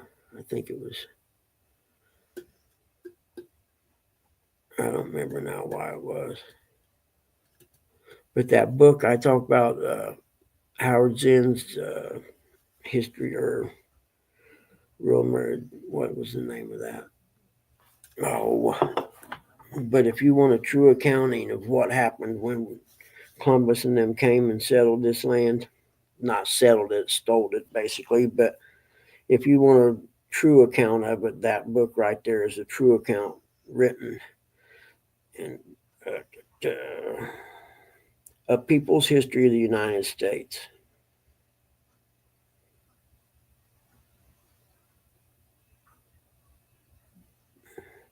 So historians may well view it as a step toward a coherent new version of the Americans' history.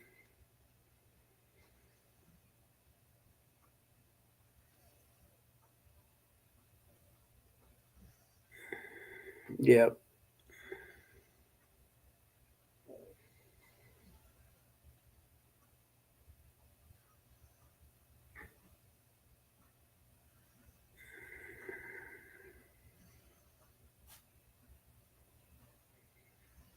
Yep.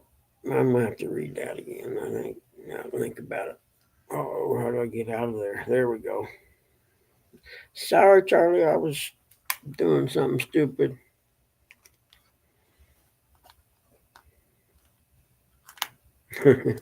Yeah, you know, Jody, I gotta go with you on that. Some of them are pretty good, aren't they? I like the meat lovers myself. Yeah, it's raining here too, Big Mike. Like it's been raining for a while.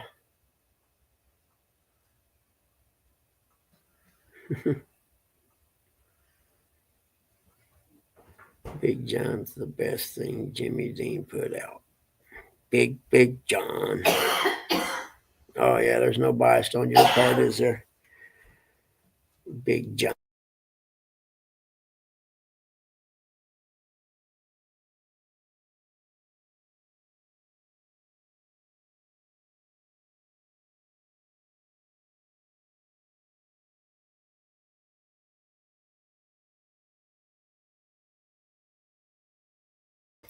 Sour cream, huh? I never would have thought of that.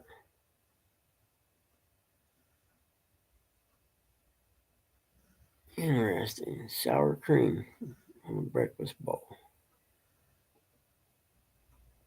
I'll have to try a little dab and see what it tastes like.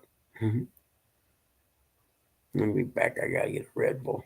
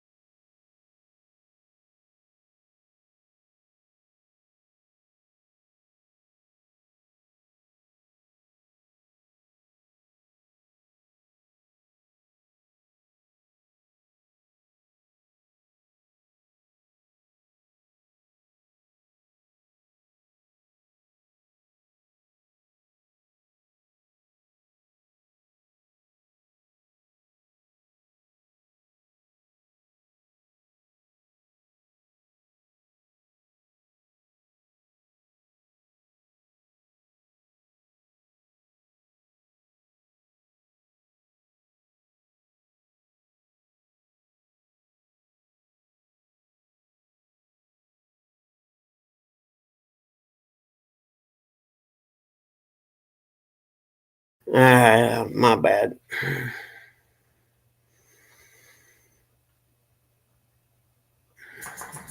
Okay, yeah.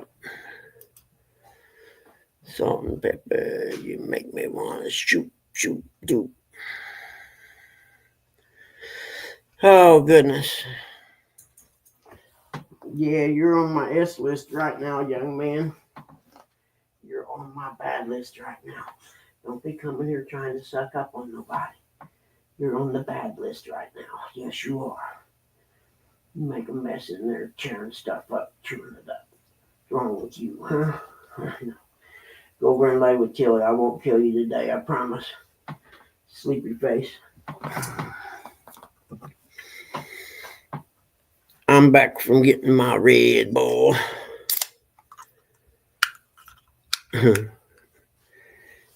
I had to go pee and stuff too. And then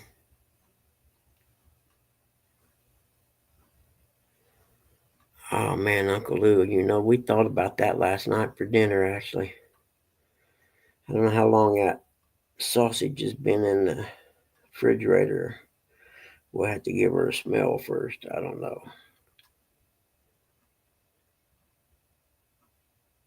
I know it was frozen and I put it in the fridge to thaw.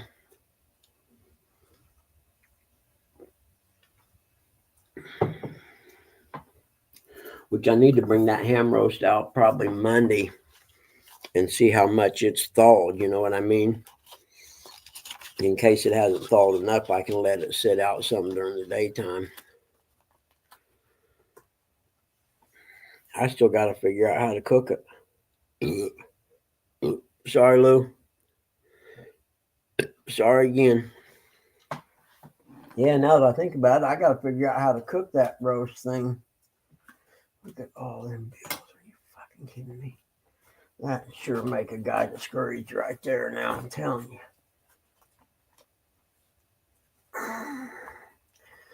Don't be discouraged. You got it.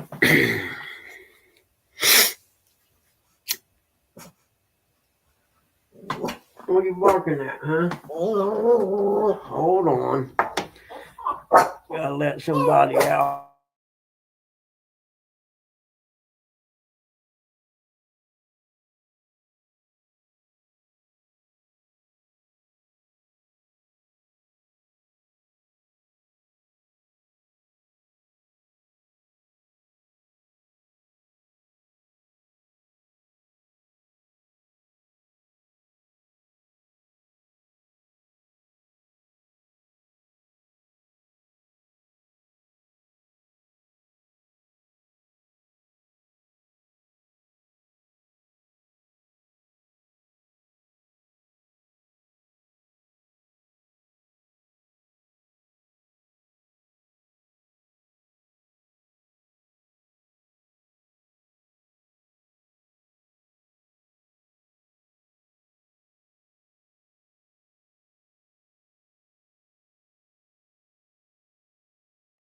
I don't know what they're barking at, but they sure headed out there. Yeah. Well, I had the door open a crack. The little guy had his nose stuck in and he smelled something evidently and he had to get out there.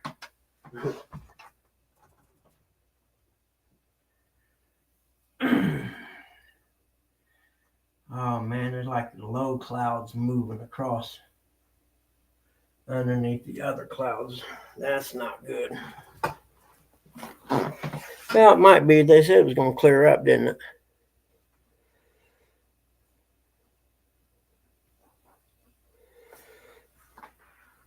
Let me know if you guys need any more history lessons. I got tons of them. Coach turned me on to a good Civil War history book. It's like a 3-part series. And each part's like, I don't know, 4 inches thick probably.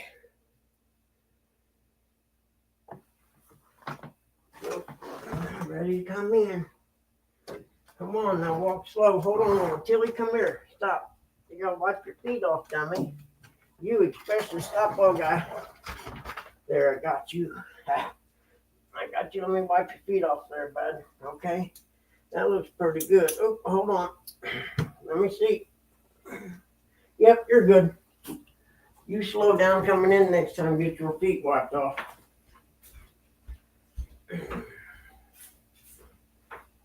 We're gonna run out of treats the rate we're going, fellas. We're gonna be out today. Looks like.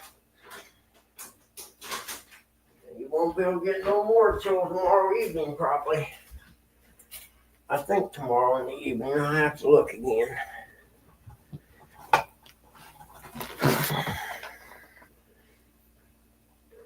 You mean tell me there's 25 people there and 2 people chat? Killing me, Smalls. Big Mike's last one come in. And it's a rainy morning where he's at. That makes it tough. All that mud and stuff. Not only is it tough working in, it's a pain washing everything off.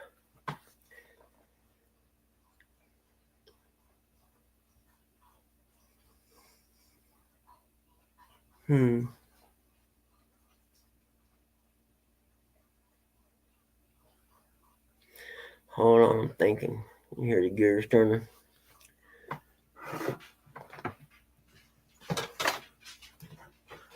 Okay, let's see here. What are the odds we got definitions in the back of this? I didn't think so. Yeah.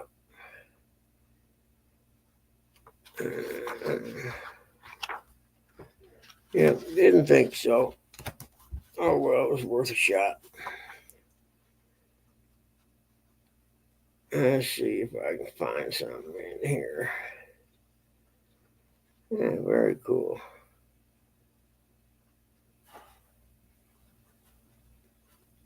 That book, I got the catfishing book, man.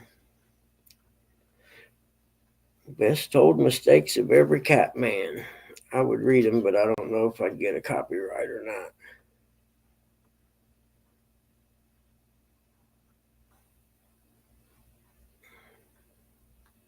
Yeah.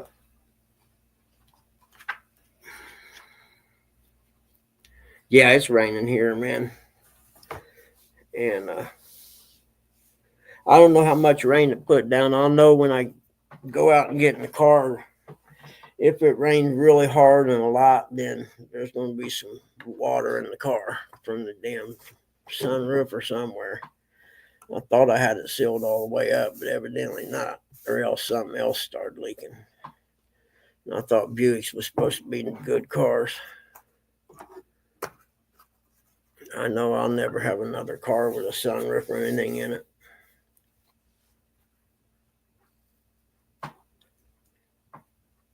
Hey, Seymour Cannabis, my cannabis friend. How are you today, buddy? Good to see you.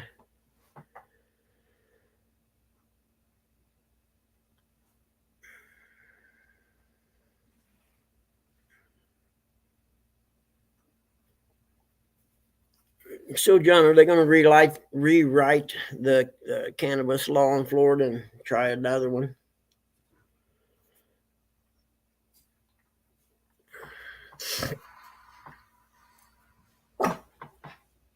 Heck was that, guys? I think that's just the wind coming through the door, wasn't it? Let's open it a little bit and see. Hold on. Let me see what that was. There you go. Little guy, quit messing the towel up. I know it's you. No doubt in my mind. There, I got the door open enough you can get your nose out of it. You goofy dog. Ain't that right, Till?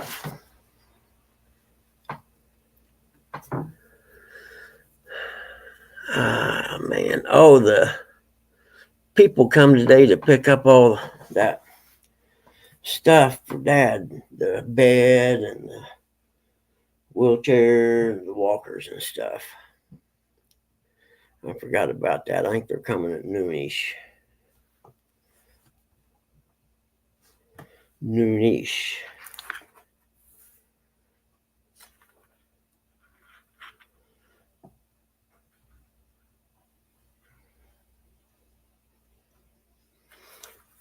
Oh, I almost belched again. We hear it from Uncle Lou if I do, so I got to be careful. I think I'm good as long as I apologize.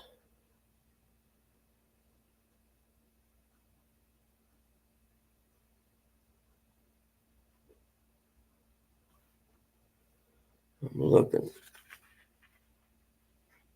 Yeah, I got it, JG. It is what it is. I know. I don't think Eric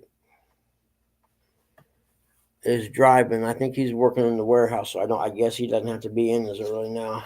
And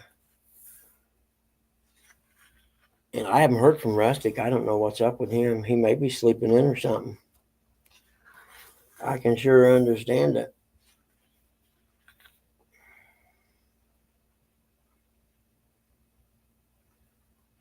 You know what I'm saying? But we're all right. It doesn't phase you anymore. I'm sorry, Uncle Lou. I didn't know you guys should hear that fart yesterday more than once.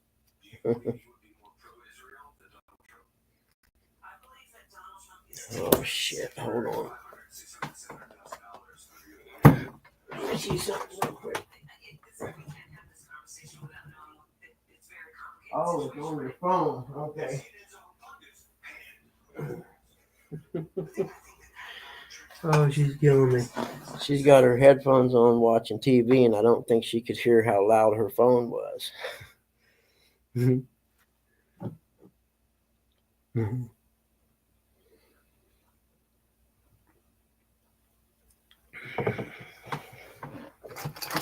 Okay, I guess it's my turn. Then I'll pick a topic.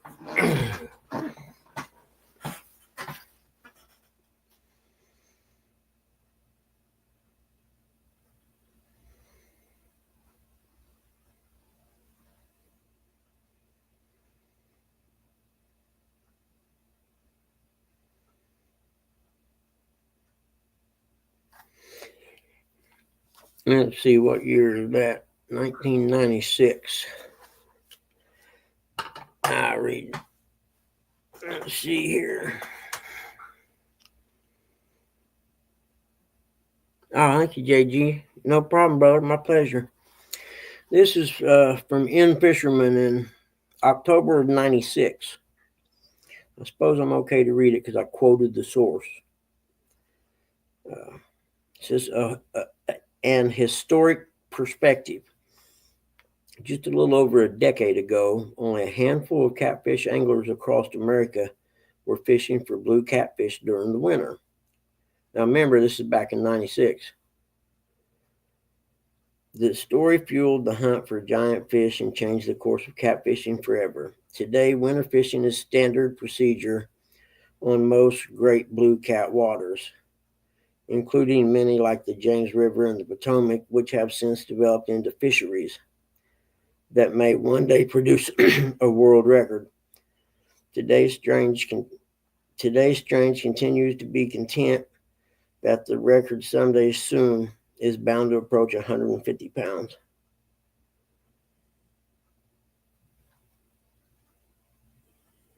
That's from a historic perspective of catfishing from 1996.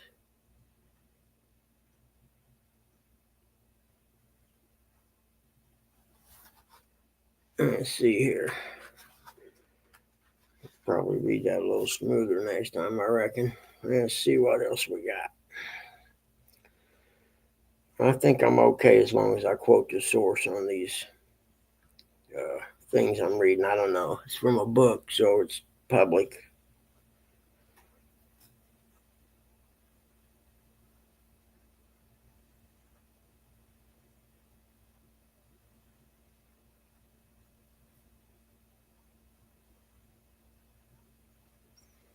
Okay, I see. So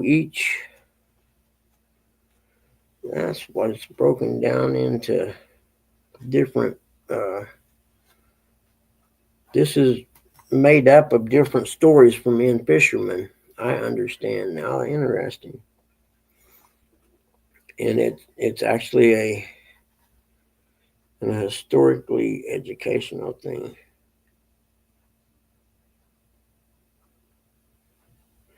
Blue Cat's Light Current in Moyers had good fishing, coinciding with a 1 to 3 foot rise in water levels. During our trip, the rise was closer to 6 feet. Oh, okay. 1 to 3 feet rise is optimal for fishing.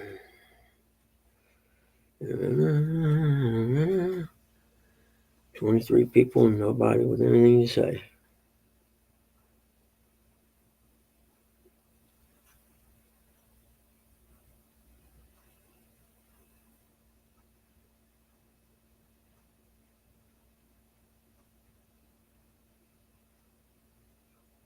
Hmm.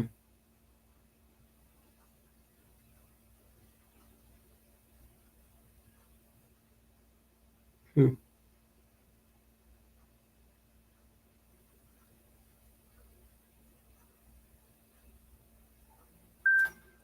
Very cool. Yeah, yep, exactly. Yeah, and Fisherman was a magazine. That's what this book is. I don't know if you've seen this or not, J.G. Hill, but they were talking about it on Catfish Weekly, I think. But it's this book right here, Lifetimes in Catfish Country, and it's got a lot of mapping. Like it'll show a section of river and the currents and stuff. Kind of like that right there. Which way am I going? There we go. You know what I mean? And Lyle and oh, was it Chad or yeah, I think it was Lyle and Chad were talking about it. And I got on Amazon and found a used one for $7.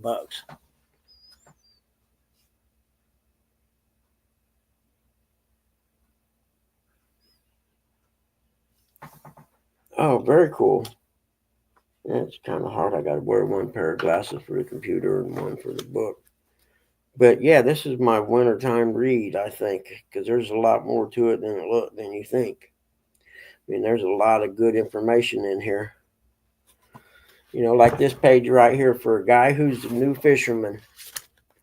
Let's see. Right here's a page that says basic channel cat locations. You know what I mean? And then it shows maps of different types of water bodies. How good is that for a guy who's just starting and doesn't know anybody or anything? I think this came out pre-internet, so it would have been invaluable. But there's like, I don't know how many years worth in here. It goes all the way back to, 87. Yep, that looks like the furthest back it goes. So, yeah, really interesting stuff. And I appreciate Lyle and them for talking about it because I'd have never known about it. And I have no doubt in my mind this book will put me on more fish. You know what I mean? Because I don't know anything about reading a river. I know about reading small rivers like I got up here, but not anything about big rivers or anything like that.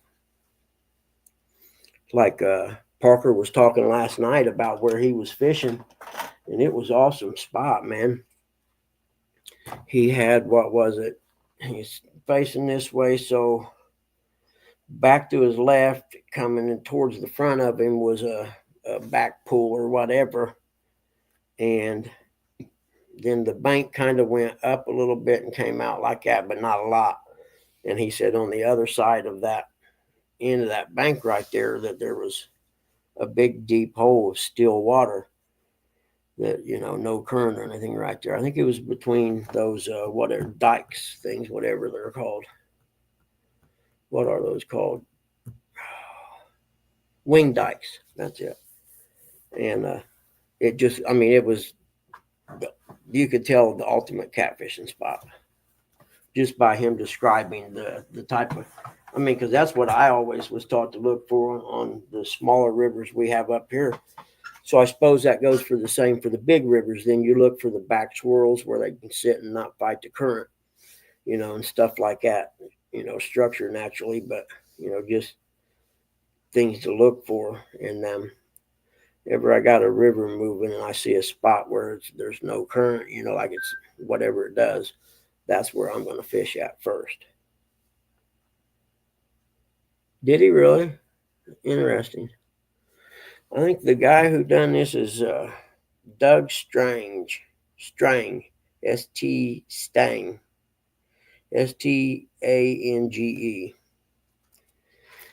And evidently he wrote for him too. It said, "Life and Times in Catfishing," copyrighted in 2010 by N. Fisherman International Outdoors. Oh, this is a first edition book right here. Nice. It's in really good shape for $7. I mean, there's nothing wrong with it. It's in great shape. It's in better shape than it'll be when I get done reading it, because I'm pretty sure it'll have all kinds of bookmarkers in it and little pen marks and writing and stuff. And then, like right here, it has channel cat. I don't think it's that big of a deal, but bait combos by season. Spring, first choice liver or freshly killed chubs. Second choice, none. Early summer, live or freshly killed chubs. Second choice, water dogs, whatever that is. Attractor baits. That's natural bait, and then here's attractor baits. First choice is sour fish. I suppose that's what we think it is, sour fish, right? And then second choice, chicken blood. That's spring and early spring. And then in the summer, chicken blood and blood baits. And in the fall, chicken blood. Chicken blood seems to be the answer. So if you caught some chubs on, say, Thursday, and you had a way to get chicken blood, and you could cut them up for bait and let them soak in that chicken blood, as gross as it sounds, but let them soak in that chicken blood, and then you'd be able to cast them out, and that'd probably be a pretty good hookup, I think. I don't know. I'm just guessing. I think it would be.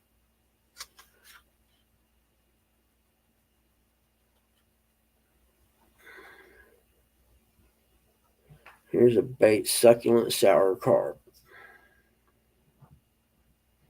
Approximately 1 inch wide by 1 inch thick and 2 to 3 inches long.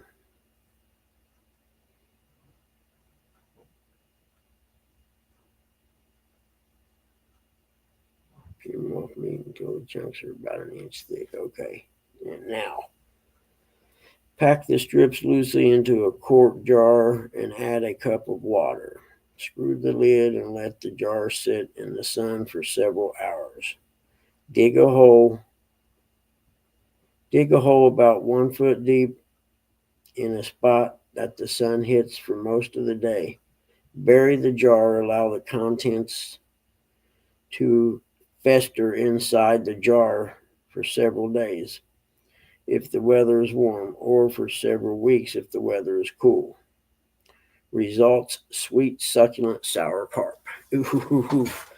And gas mask or something so you don't have to smell it. Hey, Terry B, how are you, man? It's good to see you, buddy. How you doing? I haven't seen you in a while.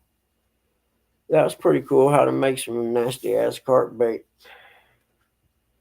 I'm sorry, how to make some nasty carp bait. I mean, I didn't want to. I was trying to curtail my cussing, ain't I? Let's go. This is, the first part of the book must be channel cats.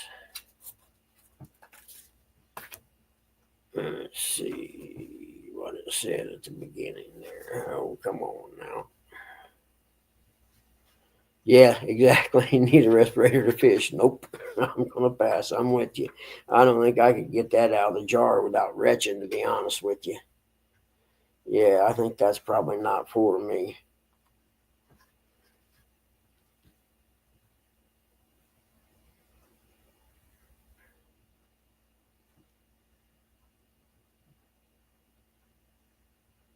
Here's a little historic perspective. But we were talking about each year they had a catfish, uh, oh, a catfish issue. That's the word I'm looking for, of end fishermen. And let's see here, where'd my other glasses go? Because I can't read with those. Like I said, this is from Times in Catfish Country, all along the road to the modern age of catfishing. And the end fishermen are the source for this book right here. And all I'm doing is reading some stuff that's already been printed in the past. Yeah, J.G. Hill, he caught a hoss. He caught two. He had 91 pounds in a two-fish bag. Cracker Jack Cats is the first of scores of major catfish articles to appear in Fisherman magazine. Before joining the Fisherman staff, Doug has in the mid-70s written several articles about fishing for stream catfish that appear in Fishing Facts magazine. He grew up in Iowa. Why would anyone live in Iowa? Where catfish are an important sport fish. The other staff members have little experience with catfish and little feelings for how important the fish is to anglers in most parts of the country. So it took a few years to convince the other staff members that catfish should be a natural in-fisherman topic, right along with everything else that swims. Stang, I don't know if that's pronounced. Stang has been a teacher and a coach dabbling in freelance writing. He is far from a skilled writer and is indeed struggling to learn to write. But all the early writings in fishermen is difficult by literary standards. Still, readers wade through looking for a bit of entertainment and any information to help them understand how to catch catfish, how to catch more fish. This is the age of rapidly expanding knowledge about fish and fishing, and in fishermen is at the forefront of the information. This was June of '84. They were in the age of rapidly expanding knowledge, huh? Interesting. Yeah. Oh, well, okay, I'm done. You guys decided to start chatting, did you? Because there wasn't nobody chatting or anything, and I figured I'd do something. I didn't want to just sit here. Get them glasses off now because I can't see the computer with them. Don't ask me why. I don't know. Yeah, he caught. Actually, the first one he caught wasn't even a minute and a half into the live, and then the other one came a little bit later. But the one, man, the takedown was gnarly. It's worth going back and watching the takedown because it was a good one. In fact, it could be submitted for like that takedown of the year or whatever.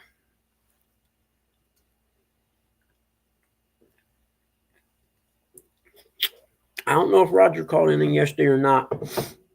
I had to do stuff, so I wasn't online much in the daytime. Because usually if I end this at early, like at 8 o'clock. Otis Toad Smith.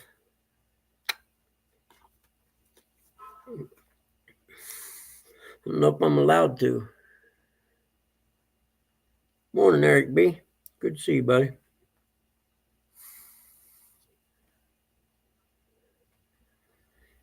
Yeah, you know what I mean? I don't know if I'm allowed to do that or not.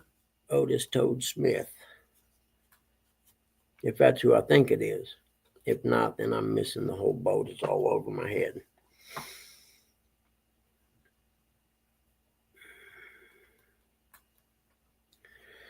But actually, a day like this, it's kind of yucky and gray out. It'd be a good day to shut everything off and sit and read a book about catfishing, if you know what I'm saying.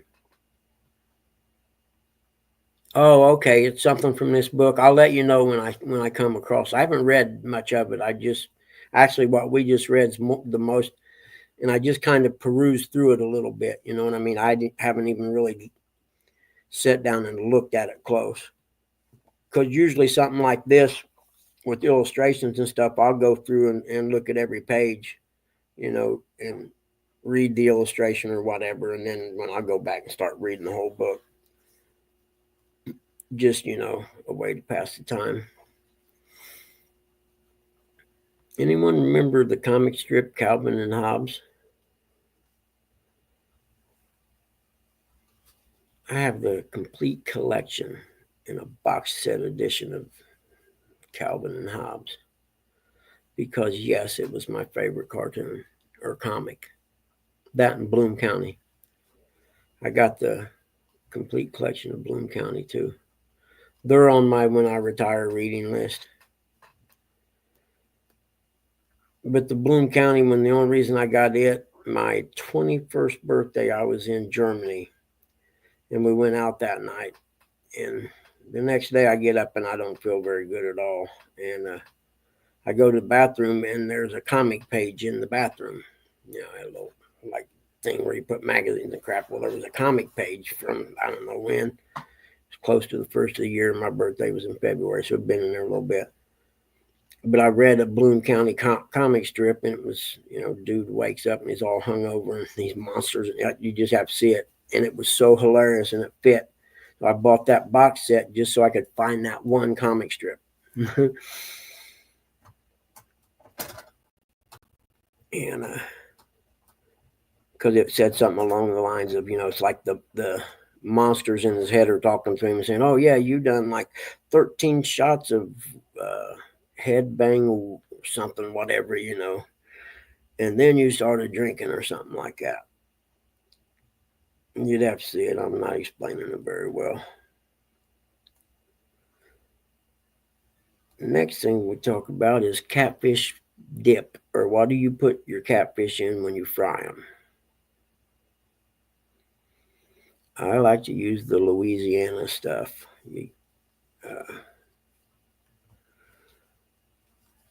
It's either that. Well, with Mom, she can't eat the cornmeal kind because it gets under her dentures, I guess she says. And so I have to get battered kind. And man, there's no way you can cook battered fish without making a mess that I can find. None.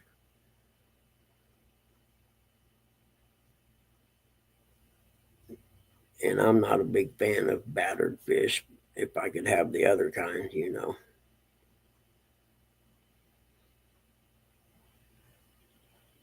But I did find a decent batter stuff. Drake's, I don't know. Hold on, I'll tell you what this is called. It's just called Louisiana catfish dip, I think.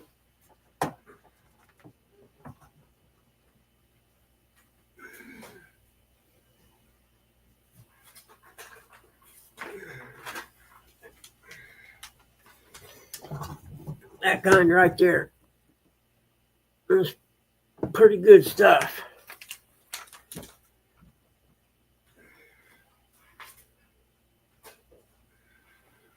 And they got a couple different kinds, there's that kind's the original, then there's like one that's got a lemon tint to it, then one that's kind of spicy or whatever. But it's pretty good stuff. I like to cook my bluegill in it.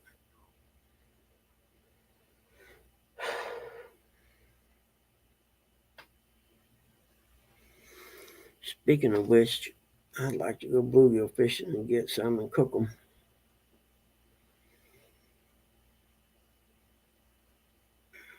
But I suppose I'm going to have to do that pretty quick if I'm going to do it. I should have went over there and just caught a mess of them up and put them in the freezer. But I hate cleaning fish. That's the only thing about it. I hate cleaning the fish. Now, I've seen someone use an electric knife to clean them, to fillet them with, and I just can't use it.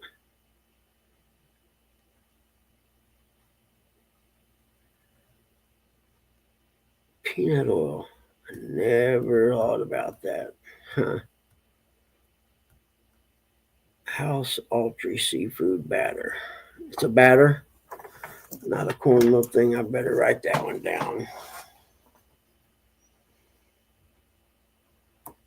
Because no matter what it is, if you want it, you can probably get it from Amazon. Morning, Rustic. Where you been, buddy? Yes, getting ready to call the U.S. Marshals to get be on the lookout for you. House Autry.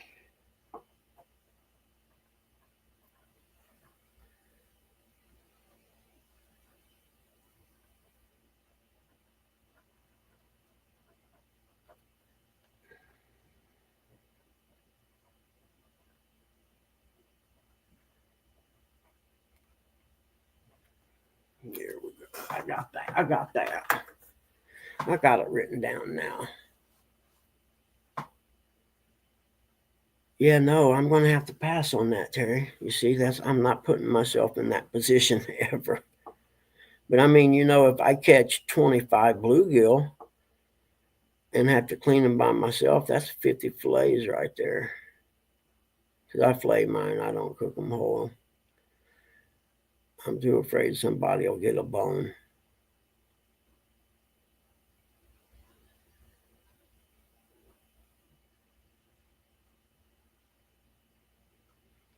Mm-hmm. Rustic, where you been? You missed a good show this morning. We had so many topics, from pudding to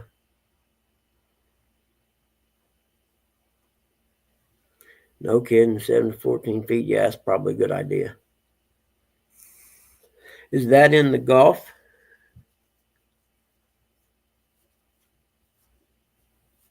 7 to 14 feet. Heck, there's somebody surfing somewhere. Especially if it's in the Gulf, man. That'd be, because it doesn't happen like that in the Gulf very much anymore, or ever.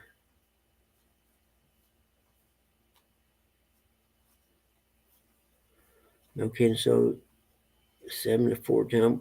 I wonder which direction they're traveling in.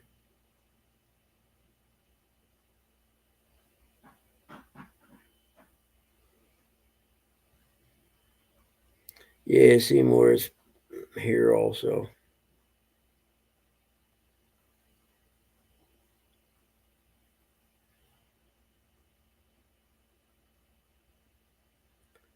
Yeah, I'm not. I've tried a electric knife. I'm just not real good at it. I don't know if I just don't have the feel or what. You know what I mean?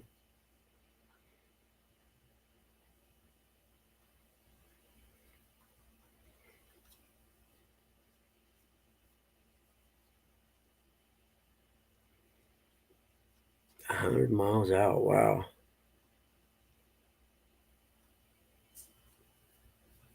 Did you say what direction it was traveling? I'm sorry, I missed it. If you did, I got wrapped up in the battery operated fillet knife, which sounds pretty cool.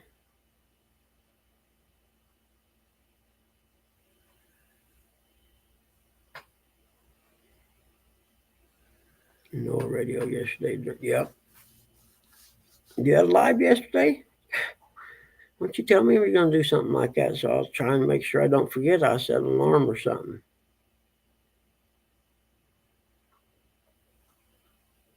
You're going tomorrow for sure. That's cool. You know what time you're going?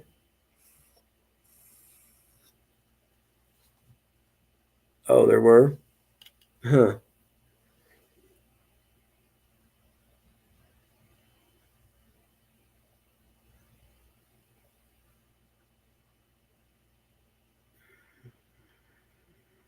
Yeah, interesting.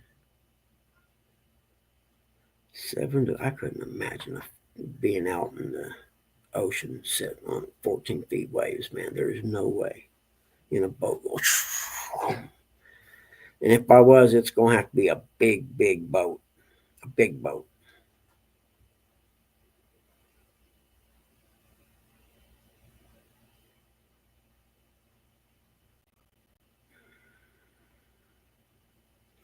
Hey, Damn River Boys, good to see you, man. Uh, how long does it take you guys to get out there if it's 100 miles out? That's a long haul, man. You guys will be live tomorrow on your channel.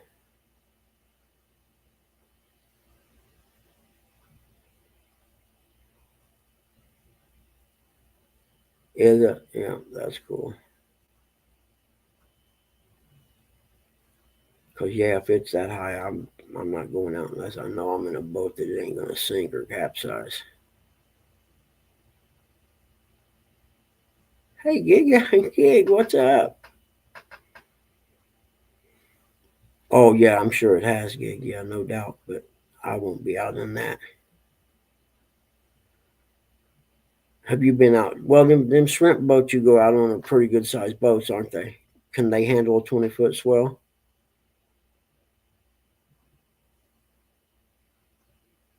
Okay, Jerry B. I gotta write my. What time did you say you was gonna go live?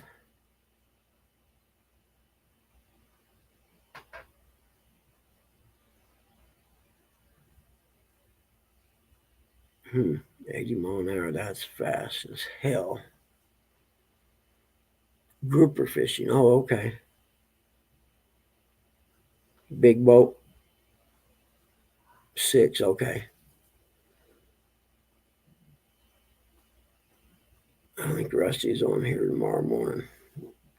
I had talked to him. I haven't talked. Well, today's only Tuesday, and never mind.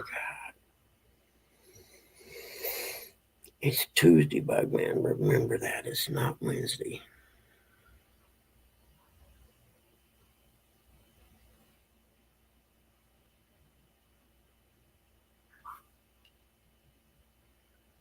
So it makes sense now why they have those. Like they'll have like 3 big motors on the back. It's so they can get up and get out to where they want to be. That and get back if you're. Oh, I better mute this. That'll get me a freaking.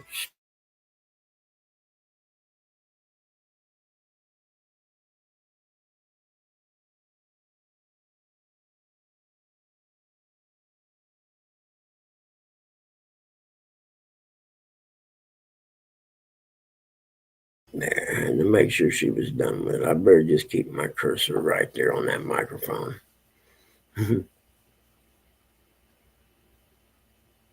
425. Wow.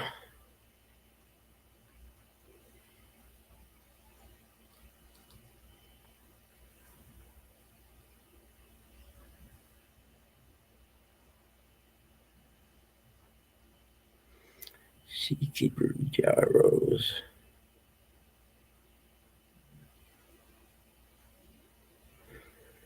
Are you doing any fishing day, Giggers? Or are you not fishing today?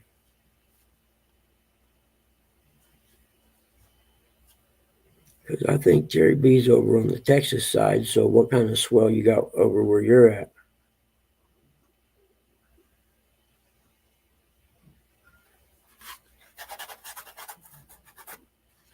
Morning, dog.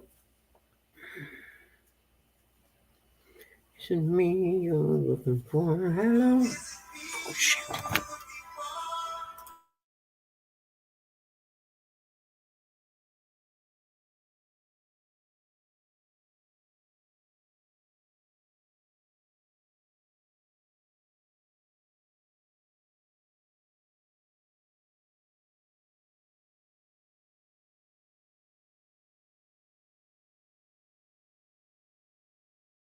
Okay, I think that's over again. I don't know.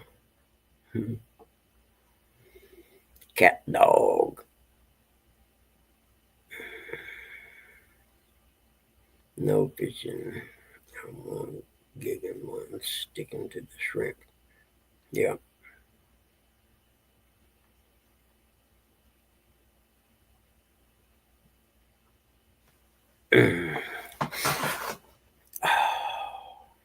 Let me sit back and fall asleep.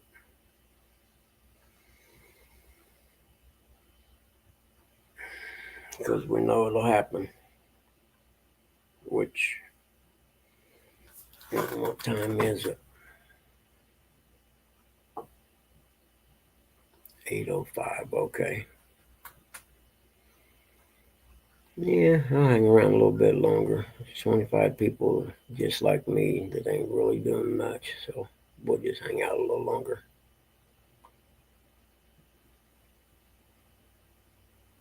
I actually laughed because I thought last night, man, y'all do some show prep and get some ideas and write them down for stuff to do. You know what I mean? So I'm going to have to start doing that, I think.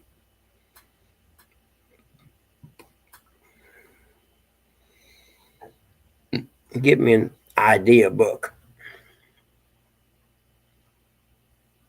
Oh, you're kidding me. 4 days and 20-foot seas.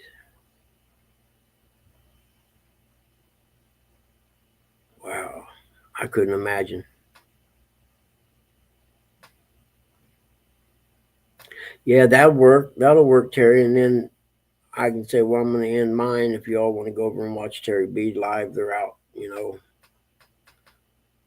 deep sea or going out offshore fishing. So it'd probably take you a little over an hour, about an hour and a half to get out to where you're going, right? Yeah, thank you, DRB. It's one of my favorites, to be honest with you. It's the only one I won't wear if I'm if I'm doing anything, because if I do, they end up like this one, all sweat stained and nasty. So I don't wear it. This one here, I only wear it like I'm going to the doctor or something like that. You know what I mean? Somewhere I'm not going to be out doing anything sweat. Because for some reason I sweat a lot and I ruin hats. Ah, okay, yeah.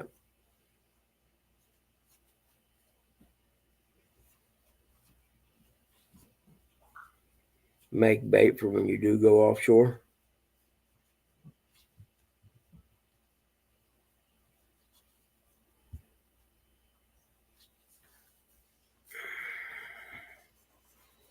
Yeah, it's a yucky day out there. I don't know if you can see it. It looks yucky, doesn't it? Yeah, we're going to have to pass on that one, I think. Oh, is it? Yeah. Then what do they do? Freeze the bait you catch till you go?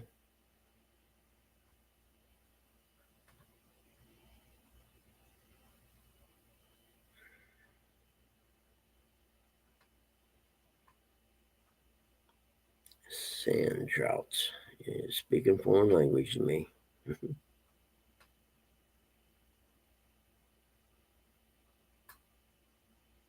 That's a prime example of so many different kinds of fishing that people do in the world. You know what I mean?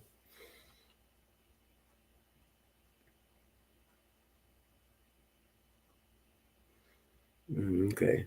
Yeah. It there's so many different kinds of fishing and people. There's so many different, like bass fishing, catfishing, crappie fishing, bluegill fishing. You know, beach fishing in the ocean or offshore fishing. Ice fishing, musky fishing. There's just so many different kinds, and everyone has their preference, and no one is better than the other. You know what I mean? Because actually, if you gear your tackle and rod based on what you're going to catch. For instance, if you use an ultralight and catch a 1 pound bluegill, that's going to be a fight about like catching a 50-pound blue, as far as that trying to control that fish.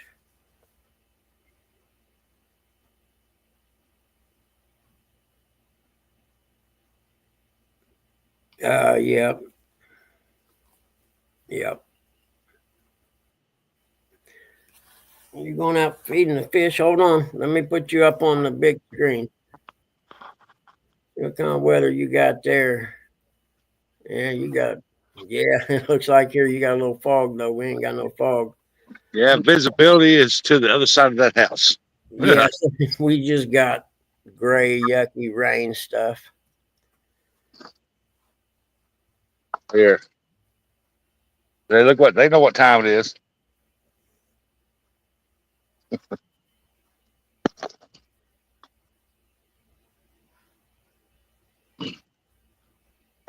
Okay, I'm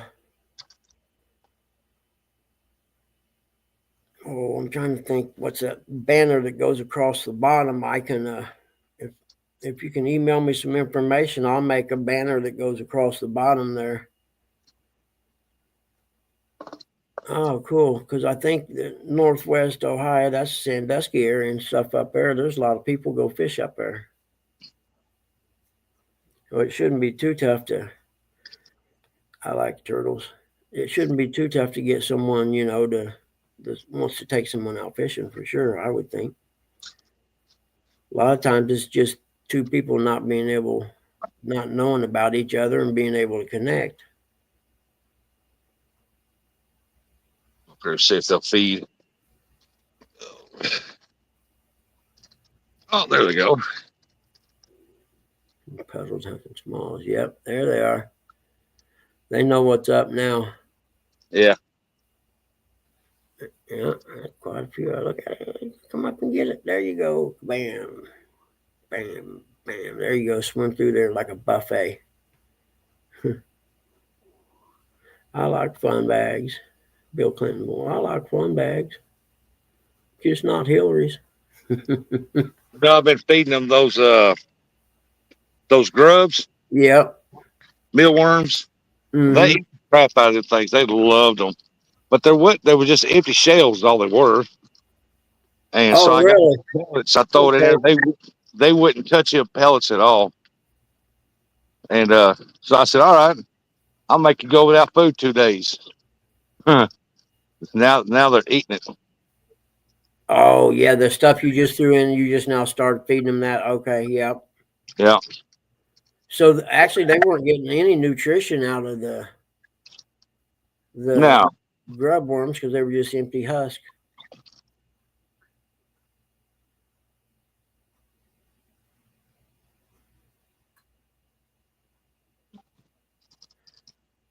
John, you need help. Seek help. We'll pay for it. orange jar. Yeah, they're eating it now.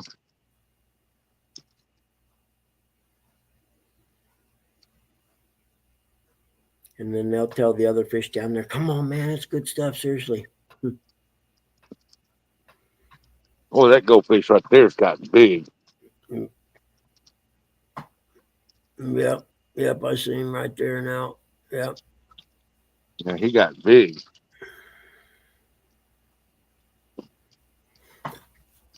They say when you got a goldfish in a tank, they'll grow, but they won't grow very fast if they're in a small tank. This is a big tank. I wonder how fast they'll grow here. Yeah, exactly. They got a lot of room to swim. Yeah, so there he is. He's bigger. He ain't the biggest one, but the biggest one's over there. Got a lot of rain. Got the last night it poured down rain here. Fran Mar Motel. What movie is that one, John? Oh,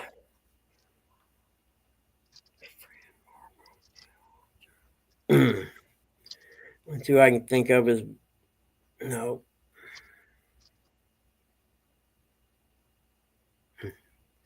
What am I thinking? There's goldfish. Fran Mar Motel. Could be Pee Wee's Big Adventure. Could be The Big Lebowski, or what's the one? Just a second, I'll tell you.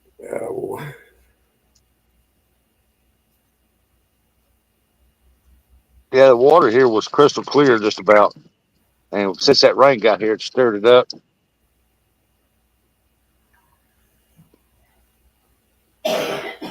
Okay. I thought it was a motel from a movie, like you know, The Big Lebowski or something. Because they always, bums or whatever, live in these rundown motels.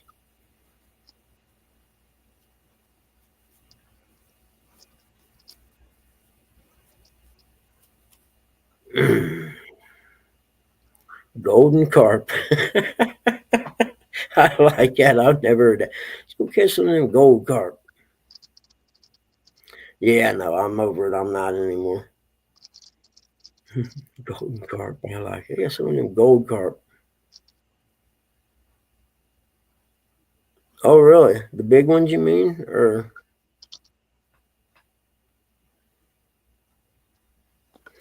Yeah, Terry B, something like that exactly. Yeah, that's what I was thinking.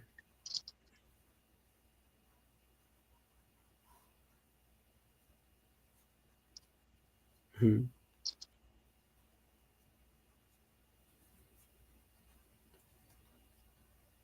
My eyes are going across. Yeah, that one right there got bigger since I've got it. They've all grown since I've got them. Yeah, I was gonna say, it looks like they all grow some. Oh yeah.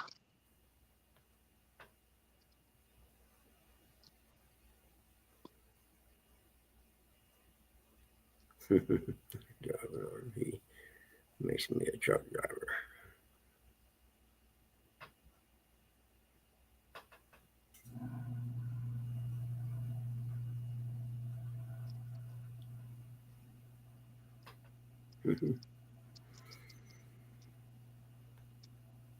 Okay. Yeah, swimming around down there.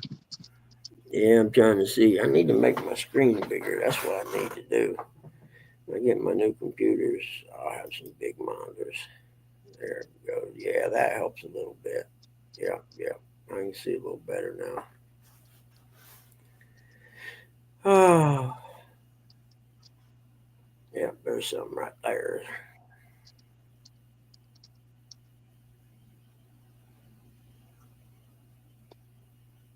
Yeah. They go to bluegill. There's Yep, bluegill. yep. They're coming in and getting on some of that food. Say them orange carp moved out, man, so they got to get in there while they can. Good morning, carp.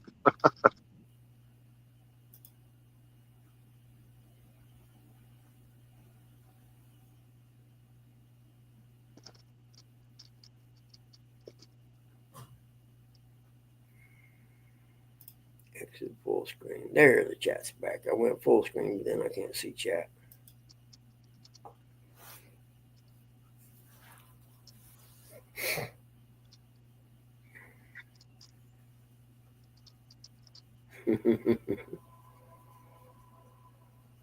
It's weird though. The bigger goldfish, they're showing more aggression to the bluegill. Yeah, they don't want the bluegill eating their food. Well, I But put that fish flakes in there for the minnows and the yeah, goldfish. well, that's why I said them goldfish or them bluegill was waiting. The goldfish moved out and they headed in there real quick. Yeah, but I could throw some of them grubs in there, and boy, they tear the top of that water up. Hmm.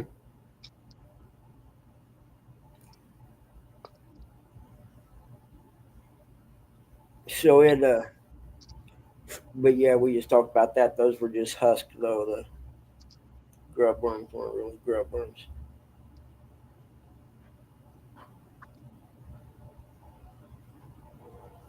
What? Ugh. Oh yeah, I do. Zoom, zoom, zoom, zoom. Zoom. Yeah, it came on PBS in the afternoon. Zoom. Yep. Box 350, Boston, Mass. 02134. I remember it.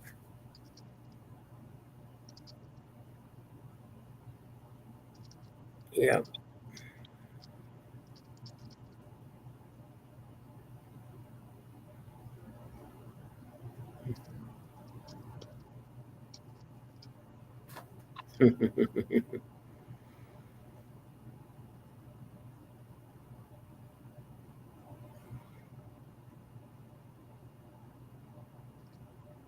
Yep. They were definitely burned into our brain. And you know, a lot of the shows back then had catchy theme songs too, though, that you would remember. You can hear the first three or four notes of it and know, oh, that's the theme to so and so show.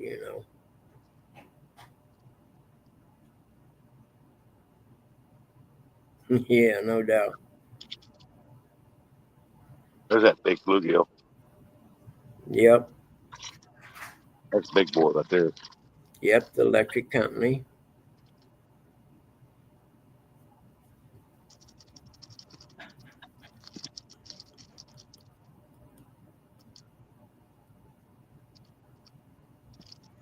Yeah, we had, let's see, 6, 8, 13. And then UHF, we had 49 out of Ball State. I think sometimes we could pick up the PBS channel out of Indy.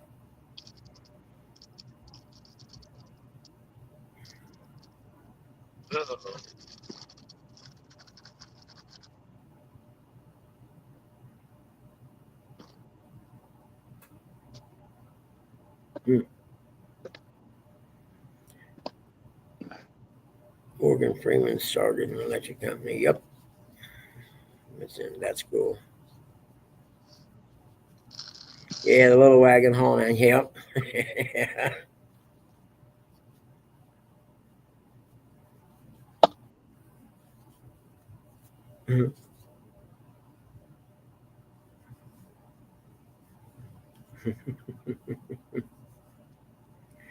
Sixth broadcast out of Tijuana. Huh. Well, I suppose because there's a huge Mexican population in Southern Cal.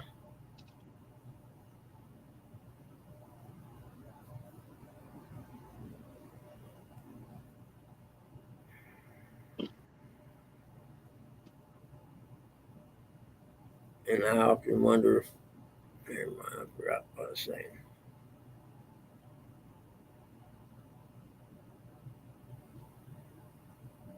Yeah, they're not eating these pellets like they should, like they do the grubs. There's one little way he comes to the top. They will eventually. Yeah, they'll get to them eventually. Was Spider-Man in the electric company? I remember that. That's cool. First thing I ever seen on TV was an Underdog cartoon.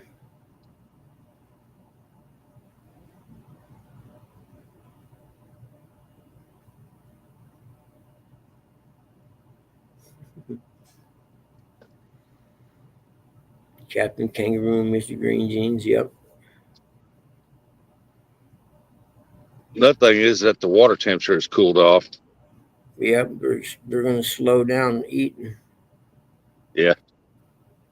I mean, they're coming up every now and then grabbing one, but they're not aggressive on it like they should be.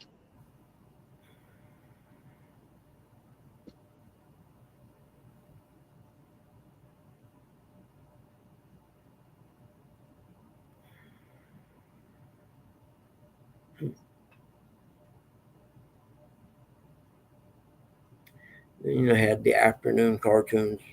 Most of them were what, Warner Brothers or something like that when you got home from school. There's one right there. Look at it. There we go. What is that floating in the water right there? That's the fish pellet. Okay, that may be why they're not eating many because they swell up when they eat them. Now they turn to mush. Oh, okay. So if you touch that, it'll just dissolve. Yeah, okay. Yeah. Yeah, they're hard when they go in there, but when they get in the water after a few minutes, they get soft. Yep. There's Gilly. That's why I had to turn my pump off because they're so light that they get sucked over in that pump and it just turns Yeah. to mud.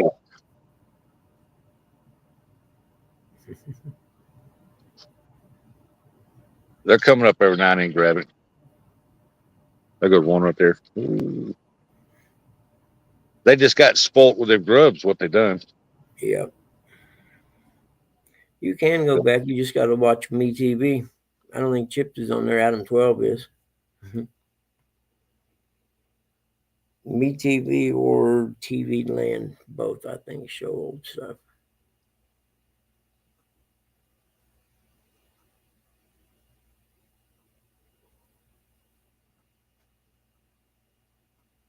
There's one right there comes to the top of the water right there. He's looking at it. Yeah, I mean, that looks awful big though. He don't know if he wants it or not.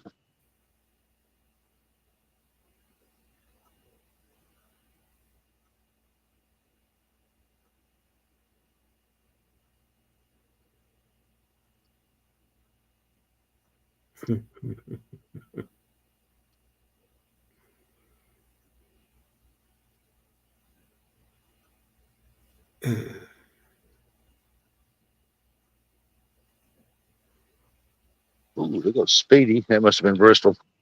Mhm. They're Yeah, down there. exactly. It looks real back and pretty. Yeah, and the special effects they have to work with now. Just imagine if Lucas had that back then, what Star Wars would have been. And it was still cool.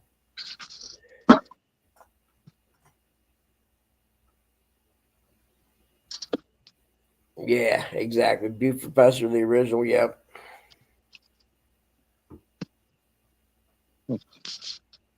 Fried bread. We got some fried bread for y'all.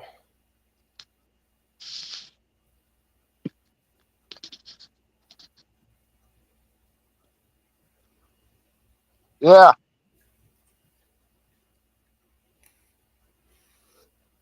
Okay. All right.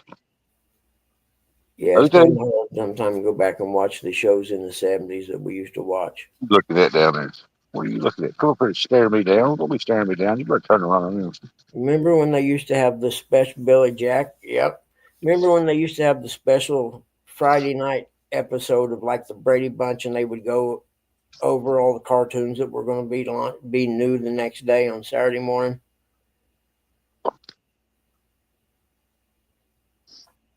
I forget what they called it usually.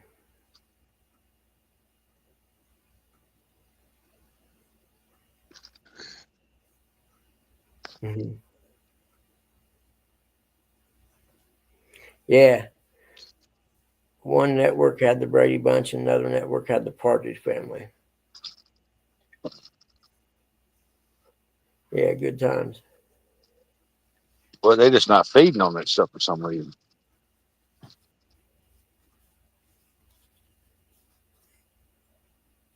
Well, I hope you didn't buy a 100-pound bag then. 40 pounds. Yeah, they'll eat it eventually.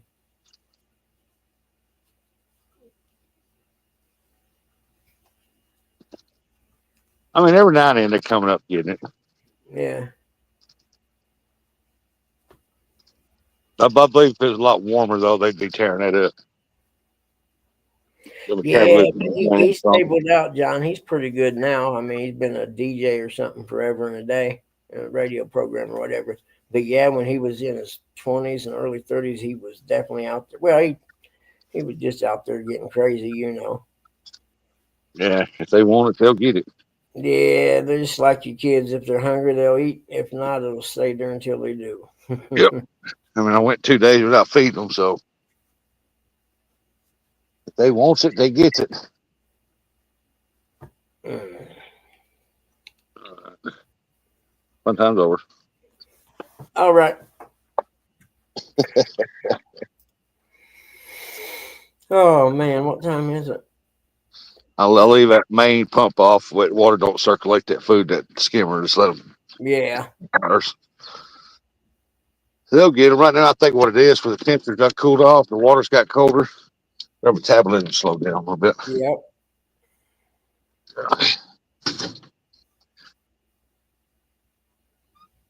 See you, John.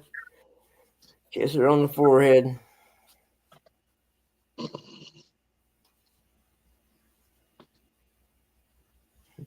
At least she remembers to come up to the house.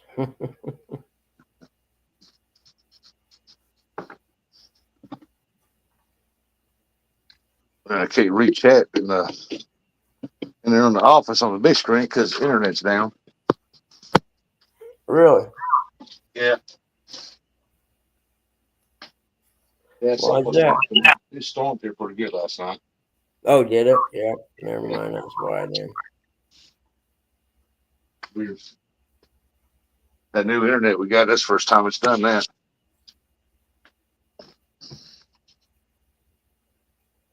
Who's it with?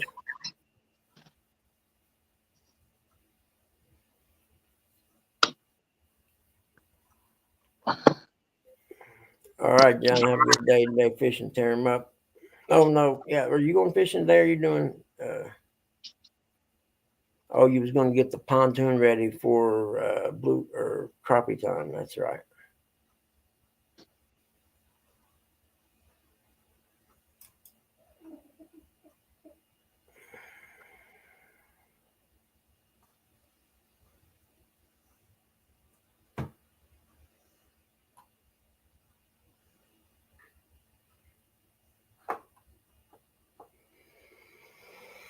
Okay, well, I don't know what to do now. I reckon 8:30. Been on here for 3 hours and 16 minutes. I'd say that should be plenty. I hate to leave 28 people hanging, but I'm about out of stuff to talk about. And my knee hurts so bad, man. I can't wait to get it fixed.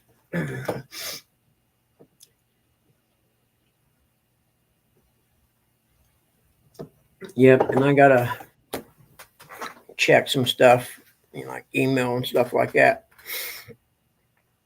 And I'll see everybody tomorrow. I think Rustic has the show tomorrow. No, tomorrow's Wednesday now. No, I don't have no. I have no more StreamYard time until the 22nd. Oh, okay, no worries. I got it then. But yeah, it doesn't matter anyway. Tomorrow's Wednesday. Is it? I thought it was Tuesday. Today's Tuesday. Tomorrow's Wednesday. I'm lost. It's twice I said that. See, I'm gonna make everyone productive now. Since we shut everything off, one's gonna mow grass, one's gonna play a game. See, so yeah. Hey, there's Catfish Dog. Yep. All right, dog. I was just saying I'm getting ready to shut it down because it's 8:30. I've been on here 3 hours and something, and that way I can get stuff done before the bank opens. And I was just seeing what everybody's saying, and all in the chat. Yep. I was going to W and B. Okay. I don't know what it is though. Anyway, I'm tired. I'm sitting here rambling. If I don't get out of this chair and move around, I'm going to fall asleep. So I need to get busy. Did the gig? It's nice of them to get to them in such a timely manner. Oh, wake and bake. Yeah, all right, I'm with you. Yeah. Morning, D. Good morning, Dee. We'll see you tomorrow. Wait, my phone's blowing up. Hold on before I shut this down. You stop blowing my damn phone up or I'm going to block your number. Ah. Yeah, I sat up real late last night and I overslept this morning. Whew. I'm blocked your number. I got up about 1 o'clock and I sat up to 1:30 and I went back to bed. And it's too early. Lesbians. What, J-Dog? What do you want? 1, 2, 3, 4, 5, 6, 7, 8, 9. 9.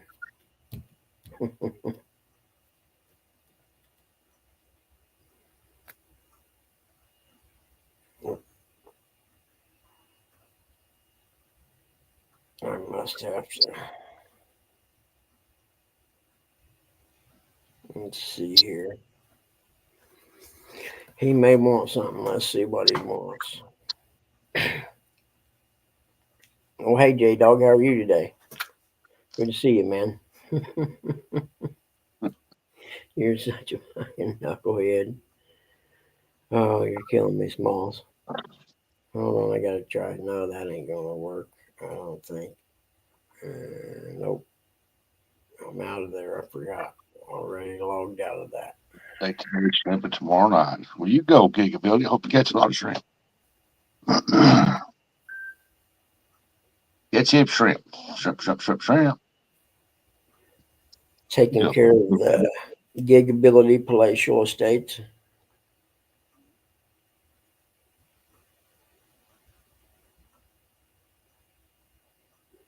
You watch out for all them Bubba Gook boats out there now.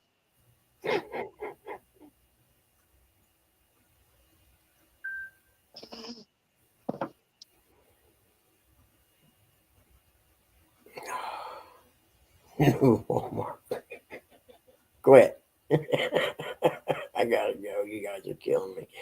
I want to see my pecker. No. Oh, gosh. Leave that between you and your mirror. It's great hanging around with elementary school kids, man. They're so much fun. They have the best jokes.